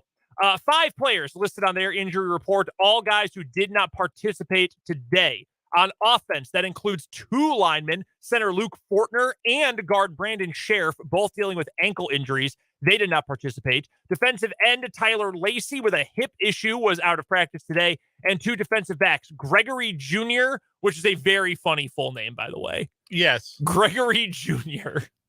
No, please. Greg is my father. I'm Gregory Jr. And Antonio Johnson as well, another defensive back. They're both dealing with hammies. Do you remember EJ Jr.? No, I don't. Linebacker. He played the NFL 80s, early 90s. So he'd have been before your time. Okay. EJ Jr., the middle initial did not, unfortunately, stand for junior. He was actually EJ Jr. the third. Oh, all right. See, that's really funny. Yes. Esther James Jr. the third. Not a lot of guys out there named Esther. No. E-S-T-E-R. No. No wonder he Hall became of Famer. Yes. Great player at Alabama. Yeah. Good NFL player, too. 2-time Pro Bowler. Once made an all-pro team. Played for your Seahawks for a couple of years. Yeah. There you go. Seahawks, Cardinals, Dolphins, Buccaneers, if you want to work him into the immaculate grid in the future. I'm on his Wikipedia right now. Not a great head coaching career at Central State of Division II. He went 9-45 in 5 years as a coach. That's tough. Yeah, only won more than 1 game twice. That's not especially good. But nonetheless, that is your injury report for the Chiefs and the Jaguars. Noon kick on Sunday. Of course, you'll be able to hear all the action pre and post game included right here on 580 WIBW. All right, let's get to some more injury news around the National Football League as we continue our 580 Sports Talk headlines. There is some grim injury news out there. The Seattle Seahawks placing their right tackle Charles Cross on injured reserve today. The rookie right tackle, Abe Lucas on injured reserve. Charles Cross is the left tackle. He has not been placed on injured reserve, but the Seahawks are placing their right tackle Abe Lucas on injured reserve. He'll miss at least the next 4 weeks. The Seahawks did sign 41-year-old Jason Peters to their practice squad yesterday, and I guess that might be a thing. He might have to step in and play because those backups suck. Very bad. The Eagles have ruled out 3 key players for their Thursday night game against the Minnesota Vikings. Running back Kenneth Gainwell, cornerback James Bradbury, and safety Reed Blankenship have all been ruled out. Gainwell is dealing with a rib injury. He actually had the most carries for the Eagles in week 1. He had 14 carries in their win over the Patriots. Buy some DeAndre Swift stock if you are inclined to think they're going to run the ball effectively against the Vikings on a short week. Bradbury's in the concussion protocol. Blankenship also has a rib injury. Nakobe Dean was placed on injured reserve earlier this week by the Eagles, so they are really dealing with some injuries. Also, another injury note here from Carolina. Did you talk about J.C. Horn today? Yes, sounds like their star corner, who has been injury riddled over the course of his young career, is going to miss several weeks. He's headed to IR. He went, 2 picks ahead of Patrick Surtain 2 years ago? I think that's right. He's a good player. He's a really good player when he gets on the field. The problem is he hasn't been on the field, and that is tough. The wording that Frank Reich, their head coach, used said it was a freak injury, and he knew it right away. He kind of felt a pop. Not what you want in your hamstring. Not very good at all for J.C. Horn right there. Also, a couple of other notes I wanted to pass along. No practice today for Joey Busters, right the first time. Nick's a Niner. That's how I keep them apart. Oh, nice. Yes, that's my little mnemonic device that eventually is going to help me tell the difference between the Bosa brothers. Anyway, Joey is not practicing, dealing with a hamstring injury. So he did not practice today for the Chargers. Neither did Austin Eckler, who's dealing not only with an ankle injury, but also something much more significant. His agent passed away earlier this week, had been dealing with cancer and died just 38 years old. Very, very sad thing. So Austin Eckler was listed as out with an ankle and for personal reasons. But Joey Bosa, hamstring, did not practice today. Also, the St. Louis Rams placed quarterback Stetson Bennett III. Stetson Bennett, the mailman. No, what team? The Rams. Where do they play? Did I say Los Angeles? No, you said St. Louis. I did, didn't I? Jar. We've all had one this week now. We have. Jake mentioned mic'd up. I mentioned the old branding for YouTube. And anyway, Stetson Bennett's been placed on the reserve non-football illness list, which means he'll miss at least the next 4 weeks. McVay would not disclose specifics. That's head coach Sean McVay and the Rams. Says it is not related to the right shoulder injury he was dealing with last week, saying out of respect for him in the situation, I'm going to leave all specifics and particulars in-house. So something up with Stetson Bennett, and hopefully that has a happy ending. But not like he was going to get on the field anytime soon. He was third on the depth chart behind Brett Rippon and Matthew Stafford, but noteworthy because Stetson Bennett, as a two-time national champion quarterback, is a fairly noteworthy QB3 as those things go. I also just learned literally right now that Brett Rippon is the backup quarterback in LA. Yeah, that's new information to me as well. I did not know that. Shout out to former Bronco Brett Rippon. Two other pieces of NFL information we'll get to here real quick on our 580 Sports Talk headlines. One, if you get your ass kicked and then the guy who kicked it starts sticking up for you, I'd be more embarrassed than anything. Yeah. That's what's going on in the NFC East right now. If you watched Sunday Night Football this past weekend, you saw the Dallas Cowboys eviscerate the Giants in East Rutherford, New Jersey. It was not competitive. It was not fun. There was nothing fun about that football game. It was a massacre. And Daniel Jones was getting destroyed all game. He did not play well, but he was just getting his butt kicked all night long. Micah Parsons on his, I didn't know he had a podcast. Literally everyone has Everybody a podcast. has a podcast. Apparently it needed to be said with Micah Parsons. What is the name of Micah Parsons' podcast? The Edge with Micah Parsons. That's a pretty good name, honestly. Yeah, it's solid. As those things go. Yeah. He opined about Daniel Jones, saying, quote, "It's called protecting your guy, something I thought the Giants should have done. I don't think Daniel Jones should have been in that game in the fourth quarter. I thought they should have protected him and pulled him out. Barring injury, their season would be over without Daniel Jones." Okay, well, apparently these dudes are buddies because that's a pretty nice thing to say about Daniel Jones. But I don't know, man. Like, if I'm the Giants or even if I am Daniel Jones, I'm thinking, hey, dude, let's just move on. You don't need to bully me and then try to tell my friends they should have stuck up for me. It's all right. We can just move on from here. Also, more and more calls around the National Football League from players and now the Players Association about changing every field in the NFL to natural grass. The NFLPA and their new executive director, Lloyd Howell, came out with a statement that was released this morning. It reads in part, "Moving all stadium fields to high-quality natural grass surfaces is the easiest decision the NFL can make. The players overwhelmingly prefer it, and the data is clear that grass is simply safer than artificial turf. It is an issue that has been near the top of the players' list during my team visits, and one I have raised with the NFL."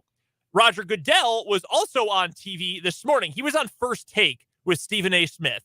That is probably worse than hell. That's on TV in the waiting room in hell. Yeah, that ain't good. Hey, man, whatever I did, I don't think I deserve this. Something that Goodell said regarding this was that he acknowledged, as part of the writing from the ESPN news services, that Goodell acknowledged that the league is aware of numerous players' calls for grass fields, but also said there are other players who like playing on a turf field because it's faster. So you've got mixed opinions, really playing both sides here. Quote, what we want to go is on science. That's not a very good sentence, Roger. We want to go on what's the best from an injury standpoint to prevent the injuries, to give our players the best possible surface to play on. That can't be done by my feeling of looking at a particular injury. It's got to be done with a real process, to look at it with medical experts, look at it with engineers, look at it with people on the cleats, look at it with every aspect of what could go into that injury. Okay, again, there is evidence out there. There is proof out there. Guys get hurt more often on turf than on grass.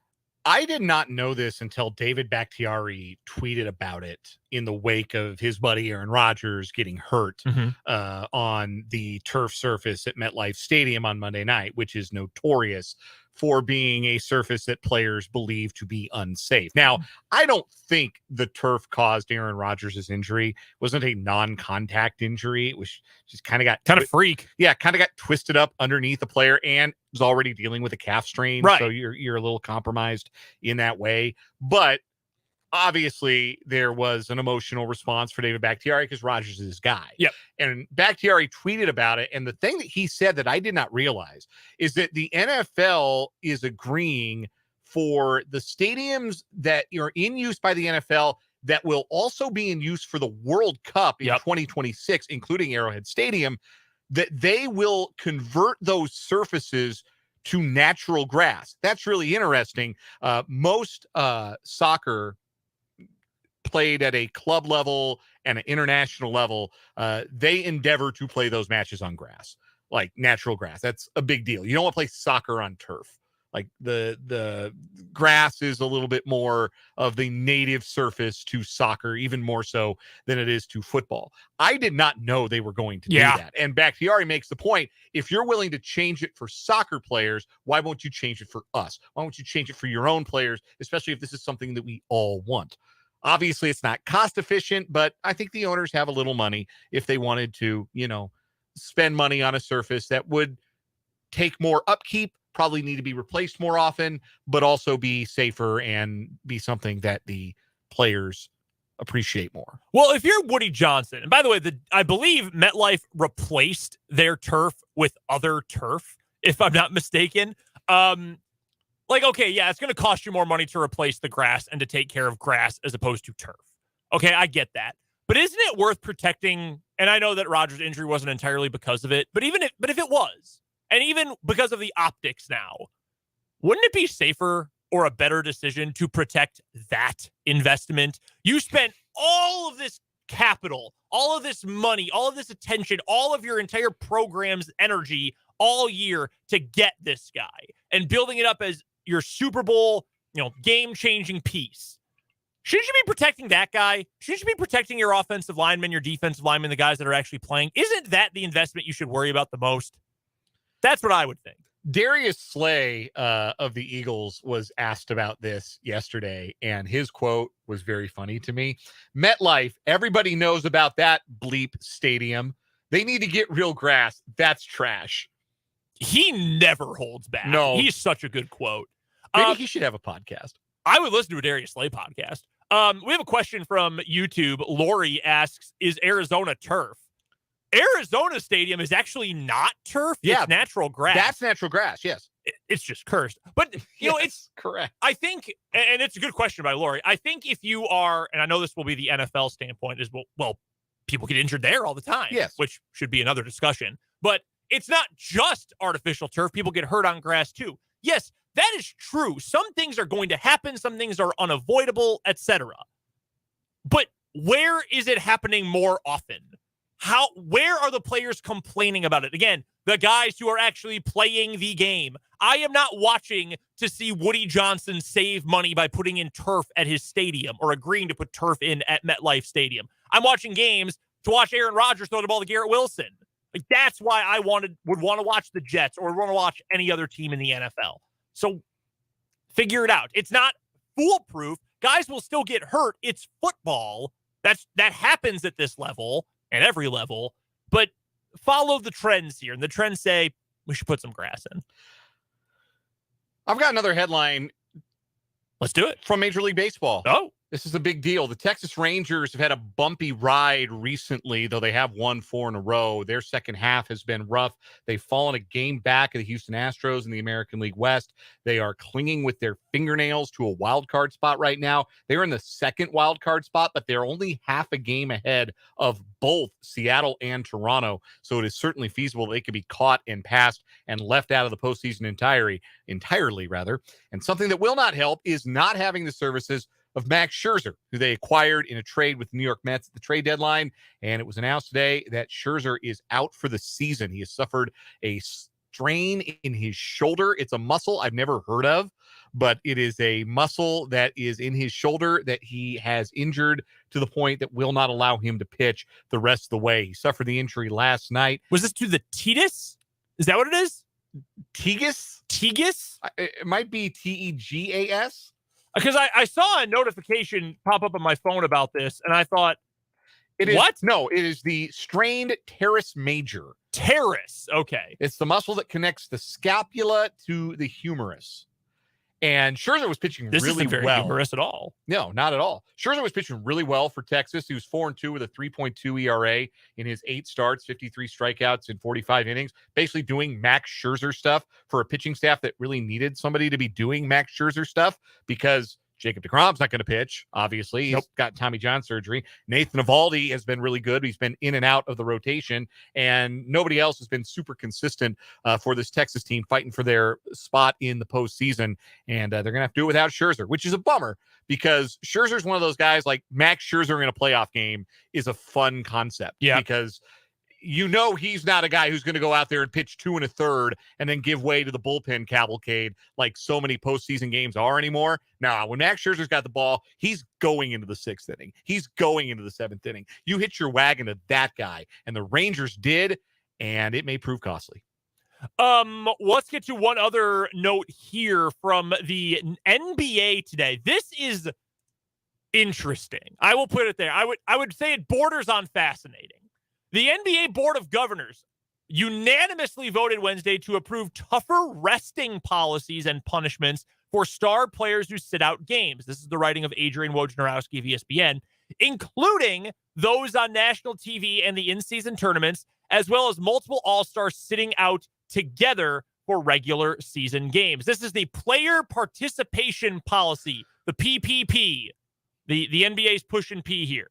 They want to return to the principle that this is an 82-game league. The rule would ultimately give the league office authority for greater oversight over discipline for missed games and an ability to fine teams more than $1 million for each violation. So what this essentially includes is that you cannot rest multiple star players for just rest purposes at the same time. It has to be just one at a time. If you're going to just do scheduled rest days, they essentially have to be at home.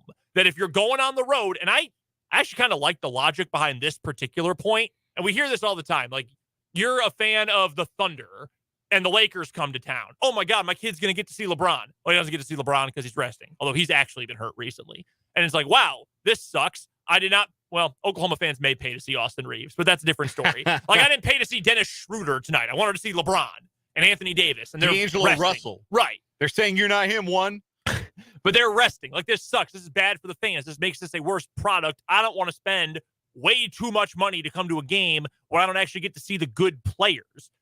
So if you're on the road, you got to play these guys as much as possible. It's also going to impact guys specifically who made All-Star or All-NBA teams. It's going to impact guys' ability to play in those games. And again, players and teams can be fined for these things. That's why this is so funny. The idea that that you're only impacted if you're like a star level player. You've been all NBA or you've been to the All-Star game. There are 15 teams that have multiple players who qualify, who've been all NBA or to an All-Star game in the last 3 seasons. You know what team is not affected by this?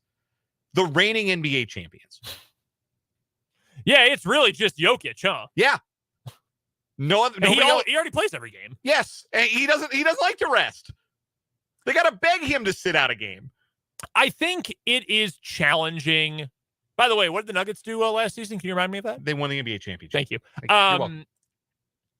Like, I don't think it's probably a good thing for the NBA to have, like, the administration of the NBA to be able to come into a team and say, nope, your injury report is wrong, and Kawhi has to play in this game, or LeBron, or, someone who, Zion, or whatever. Like, guys who sit out all the time. Like, they have to play. It feels like you're probably brushing up against some really murky territory by allowing that. But by the same token, the NBA as teams, as players especially, have, I think, for far too long, just as a consumer of the product, told us the regular season doesn't matter. Right. Like that has acted like it doesn't matter. That's been the talking point of NBA haters for a long time, right? Oh, no one tries, and only the last 2 minutes matter, and now nothing matters till the playoffs anyway, and these guys are lazy. Well, the players have kind of played into that narrative by, Kawhi sitting out for like 60 games and only playing in the playoffs, maybe not even doing that. Or, Chris Paul, all these guys actively resting for so much during the season and saying, well, and I saw this argument today, well, don't you want them healthy for the playoffs? Well, there's 4 or 5 months of games before that. Don't you want to watch them from November through April too? The NBA sells stars. Yeah. Like that more than any other league, the NBA sells its stars. Yep. It's not the Lakers are in town, it's LeBron's in town. It's not the Bucks, because you can't sell Milwaukee, but you can sell Giannis. Yes, you can. It's hard to sell Denver, but you can sell Jokic. You can sell stars. Embiid, the guys they've got with the Clippers, Paul George, Kawhi Leonard. You're selling stars, and then when the stars don't turn up, when you meticulously schedule those stars to be on TV, you schedule Sixers Nuggets to be on TV, and then Joel Embiid doesn't play. Like, that's bad. People don't watch that. People tune out because you've told them that the reason to watch is star versus star, and then one of those stars doesn't show up, doesn't hold up his end of the bargain. So, yeah, the NBA kind of has only itself to blame for the predicament that they find themselves in, and I don't think this is really the fix, but I guess we'll see. Yes, we'll see. Any other headlines for you? Yeah, one real quick high school sports headline. Hell yeah. There's a Acacia Board of Directors meeting happening right now, and 2 votes have passed. Brett Maycock, friend of the program, reporting that the measure has passed to allow baseball and softball to increase the number of allowable regular season games from 20 to 26. This was proposed last year just for baseball. It did not pass, but the vote was very close. This year, the vote is overwhelming for the expansion of the schedule for high school baseball and high school softball to allow as many as 26 regular season games. That doesn't mean you have to play 26, but it means you are allowed to play 26. And that's a big deal, especially out in this part of the state where you can find more games, you can schedule more games. It may not make as big a difference out west. It may not make as big a difference in the smaller classes, but I think it makes a really big difference to the bigger schools and the metropolitan area schools to get to play more games. More games is good. I wish I'd had 26 games as a senior in high school rather than a 20 we got. So, yes, kudos to Keisha. Yes, very happy with that. Keisha's been on a roll recently. We'll talk about this with Pistol coming up tomorrow. Yes. Next, by the way, in the same vein, basketball. Let kids play more basketball during the year. Every other state in the country lets kids play basketball during winter break, except Kansas. Let the kids play more basketball. Yes, make that be tournament time. Do tournaments. Do tournaments then. Yes, that's how they did it in Nebraska when I was covering sports up there. Absolutely. That's next on the docket. But I do appreciate Keisha for this. All right, we've got to get to a break. Coming up on the other side of this timeout, we are going to hear from Patrick Mahomes, QB1. That's next on 580 Sports Talk.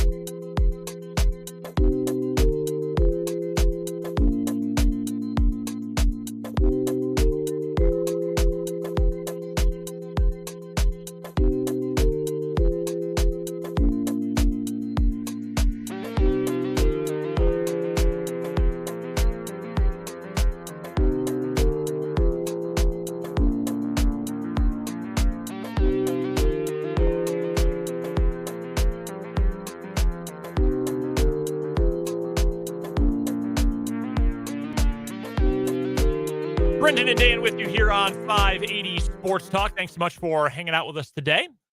Appreciate you spending some of your afternoon hours with us. We already heard from Andy Reid. We already heard from Chris Jones. But how about we hear from QB1, Patrick Mahomes, who spoke to the media earlier on today. And this is what the reigning NFL MVP had to say at One Arrowhead Drive. All right, guys. Patrick, I know it's been one game, but let's ask Andy about that defensive front for Jacksonville. What's your take on what you saw this weekend, especially with Josh Allen and their defense, knowing that you're going to go up against them? And how do you feel your offensive line will hold up against them? Yeah, I mean, they're a talented defensive front. I mean, I've played them twice and understand that. It should be a great challenge for our offensive line. I have a lot of trust in those guys. So we'll just kind of try to keep building as an offense. And when I need to get the ball in my hand, I'll get it out of my hand. And then when we need to take a shot, I'll trust in those guys to make the blocks. I remember asking you before the season began about your connection with your receivers. Obviously, Sky Moore, Kadarius had a hard time in last week's game. Where do you feel like it is now with the practice and the extra rest between going into Sunday's game? Yeah, I still think we have a great connection going. Obviously, it doesn't always work out in games. We didn't execute at a high enough level, me included, in that first game. But you have to keep building. You have to try to make yourself better. And I'll try to do what I can to make it easier on them, and they'll go out there and make the plays happen. What was your message to Chris when he came back in?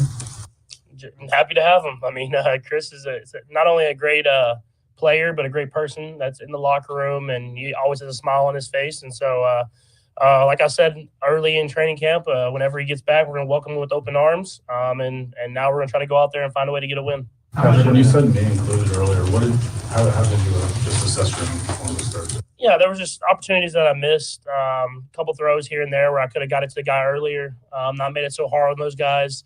And just a little bit late on some of my reads. So just stuff that I have to continue to work on. And, I mean, just like everybody, I got to be better. And I'm going to try to do that this week. How much as the play is developing, are you sort of relying on the receiver seeing the play unfold the same way that you're seeing?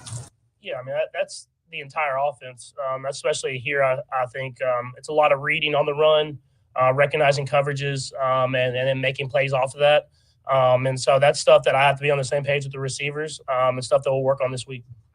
Emotional boost could it provide now that Chris is back and you have maybe Travis potentially back as well in the sense of like getting the band back together of your core?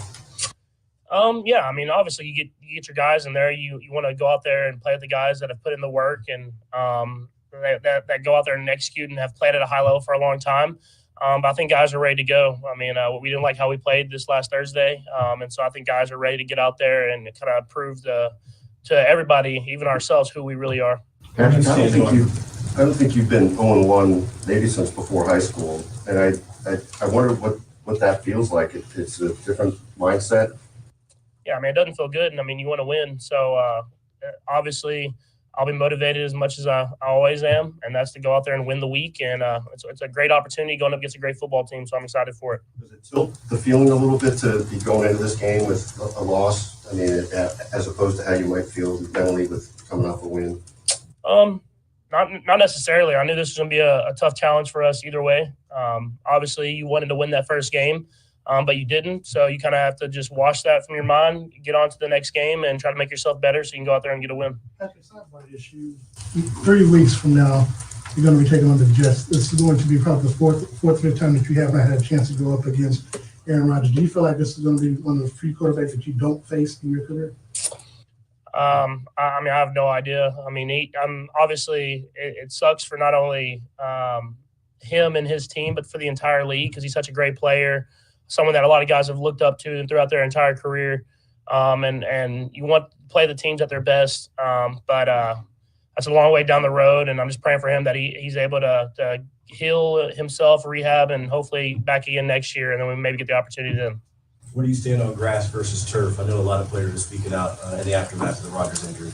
Yeah, I mean, I think it's pretty simple. The numbers say that grass is healthier for the players, and so I want to play on the best surface that will keep me healthy. I know you and Bobby do a deep dive on a lot of things. Do you prepare different if you're playing on turf, or do you do other things if you're playing on turf as opposed to grass at all? I mean, you can only do so much. I mean, it's the playing surface. So you just prepare your body to be ready for any type of playing surface that you play on. But at the end of the day, you just got to go out there and execute at a high level. And luckily for us, Arrowhead's grass, and so we play a lot of our games on grass.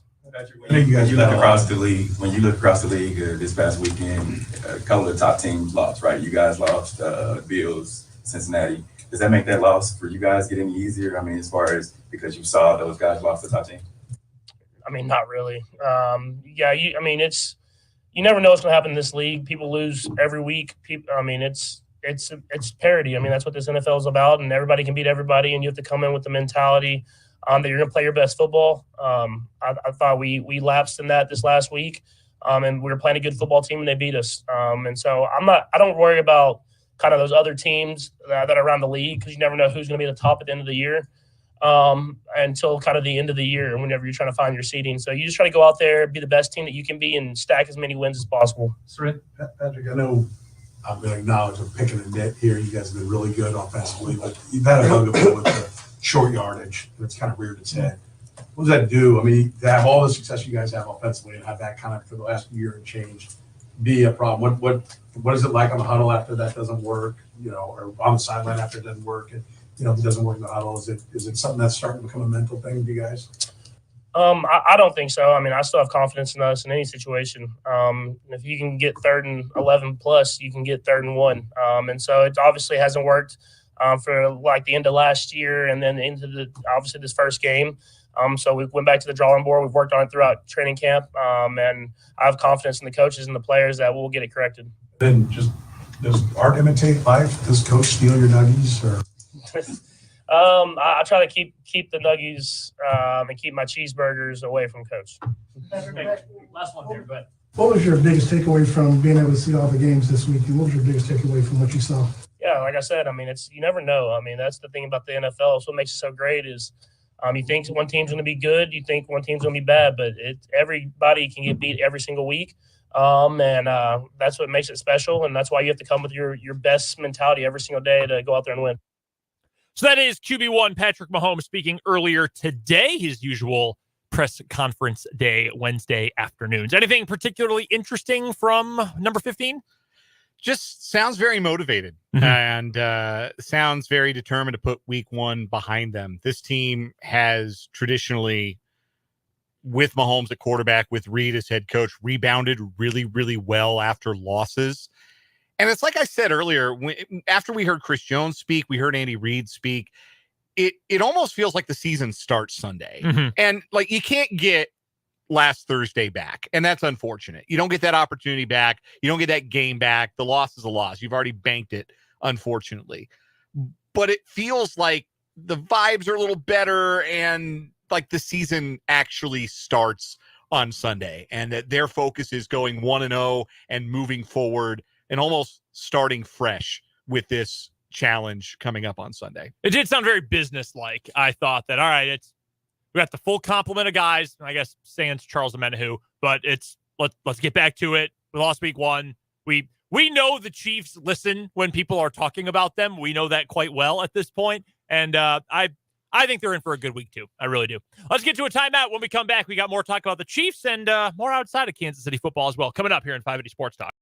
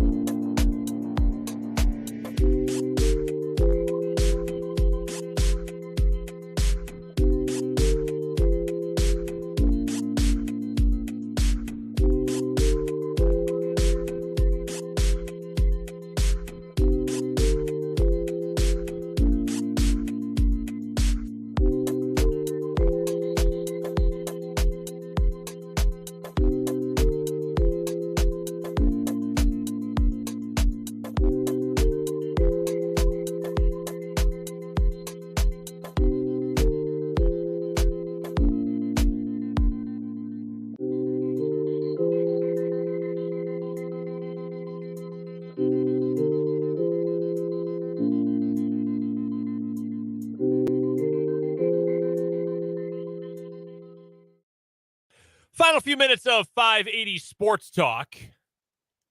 I'm Brendan. That's Dan. We got Royals baseball coming up. Pregame begins at the top of the hour for the series finale between the Royals and the Chicago White Sox. Right here on 580 WIBW. I don't know if you noticed this today. I think it was Mark in the YouTube comments who made a comment about it earlier on. Did you know that you, Jake, and I ran the spectrum of the warm colors today?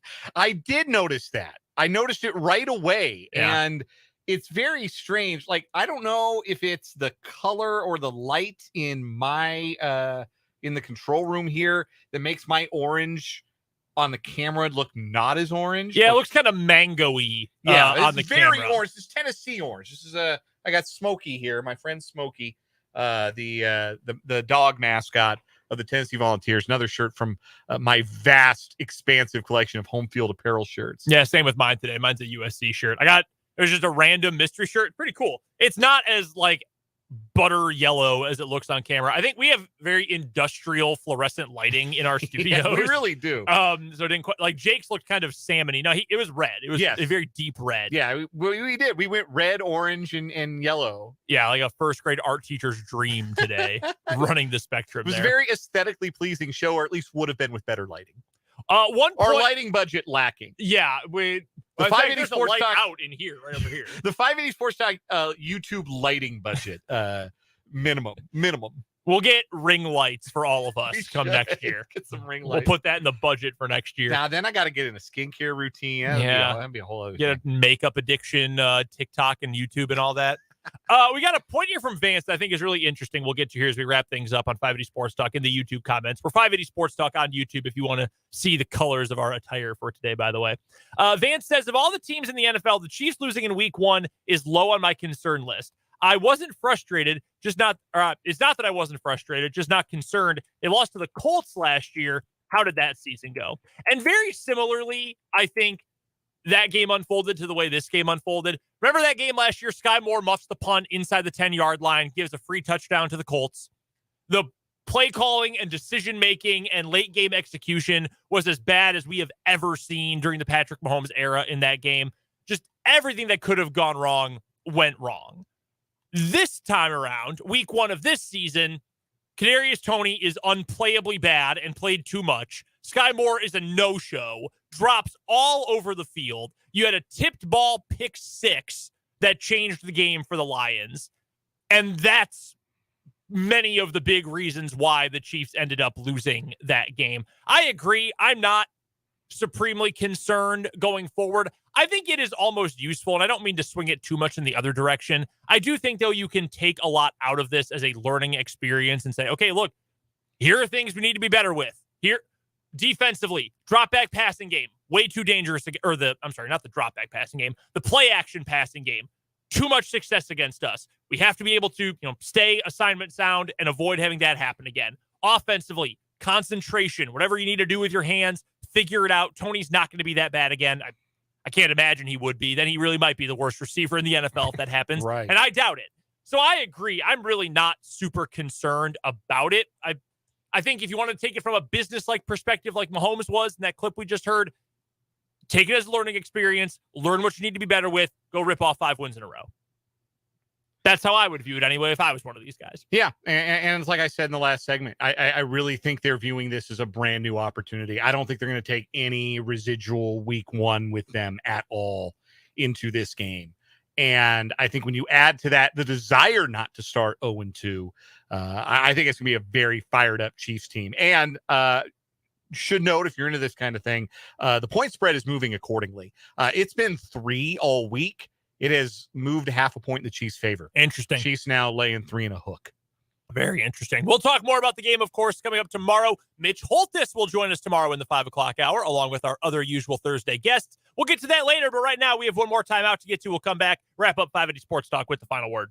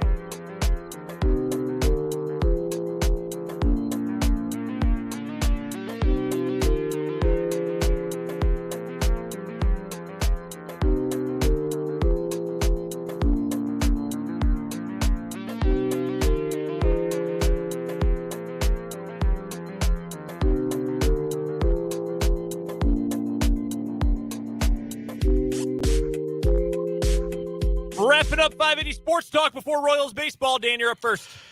Player safety, always an issue, always will be in the National Football League. The players are making it more and more apparent that they would like to play on grass. Patrick Mahomes even mentioned it in his comments today. I have to believe that if this becomes more of an issue, this could be the thing that the NFL leverages in order to get that 18th game they're dying to impose on the players. I think you are spot on with that. Final word for me today. I know we're all kind of sick of Chris Jones talk. We're ready for him to play. We're kind of sick of the talk about Chris Jones. I think today was the turning point. I think today was when we go from talking about his contract and was the holdout good or right or wrong or whatever to, hey, one of the best defensive players in the NFL is back on the Kansas City Chiefs. He's going to be on the field against Jacksonville in a big game coming up on Sunday. That should be celebrated, even if the stuff beforehand, maybe we're not feeling so great about. But we're moving on. We are now on to football player Chris Jones, not was a football player now holding out Chris Jones. We're back to the player, and that's a good thing for the Chiefs. Tomorrow, we will have High School Athletes of the Week, Mitch Holtis, Rick Peterson, Paul Meyerberg, 2 until 6. We're going to preview some high school football. Lots to get to tomorrow on the show. For Jake LeBon, for Dan Lucero, I'm Brendan Dworzinski. We will talk to you tomorrow here on 580 Sports Talk.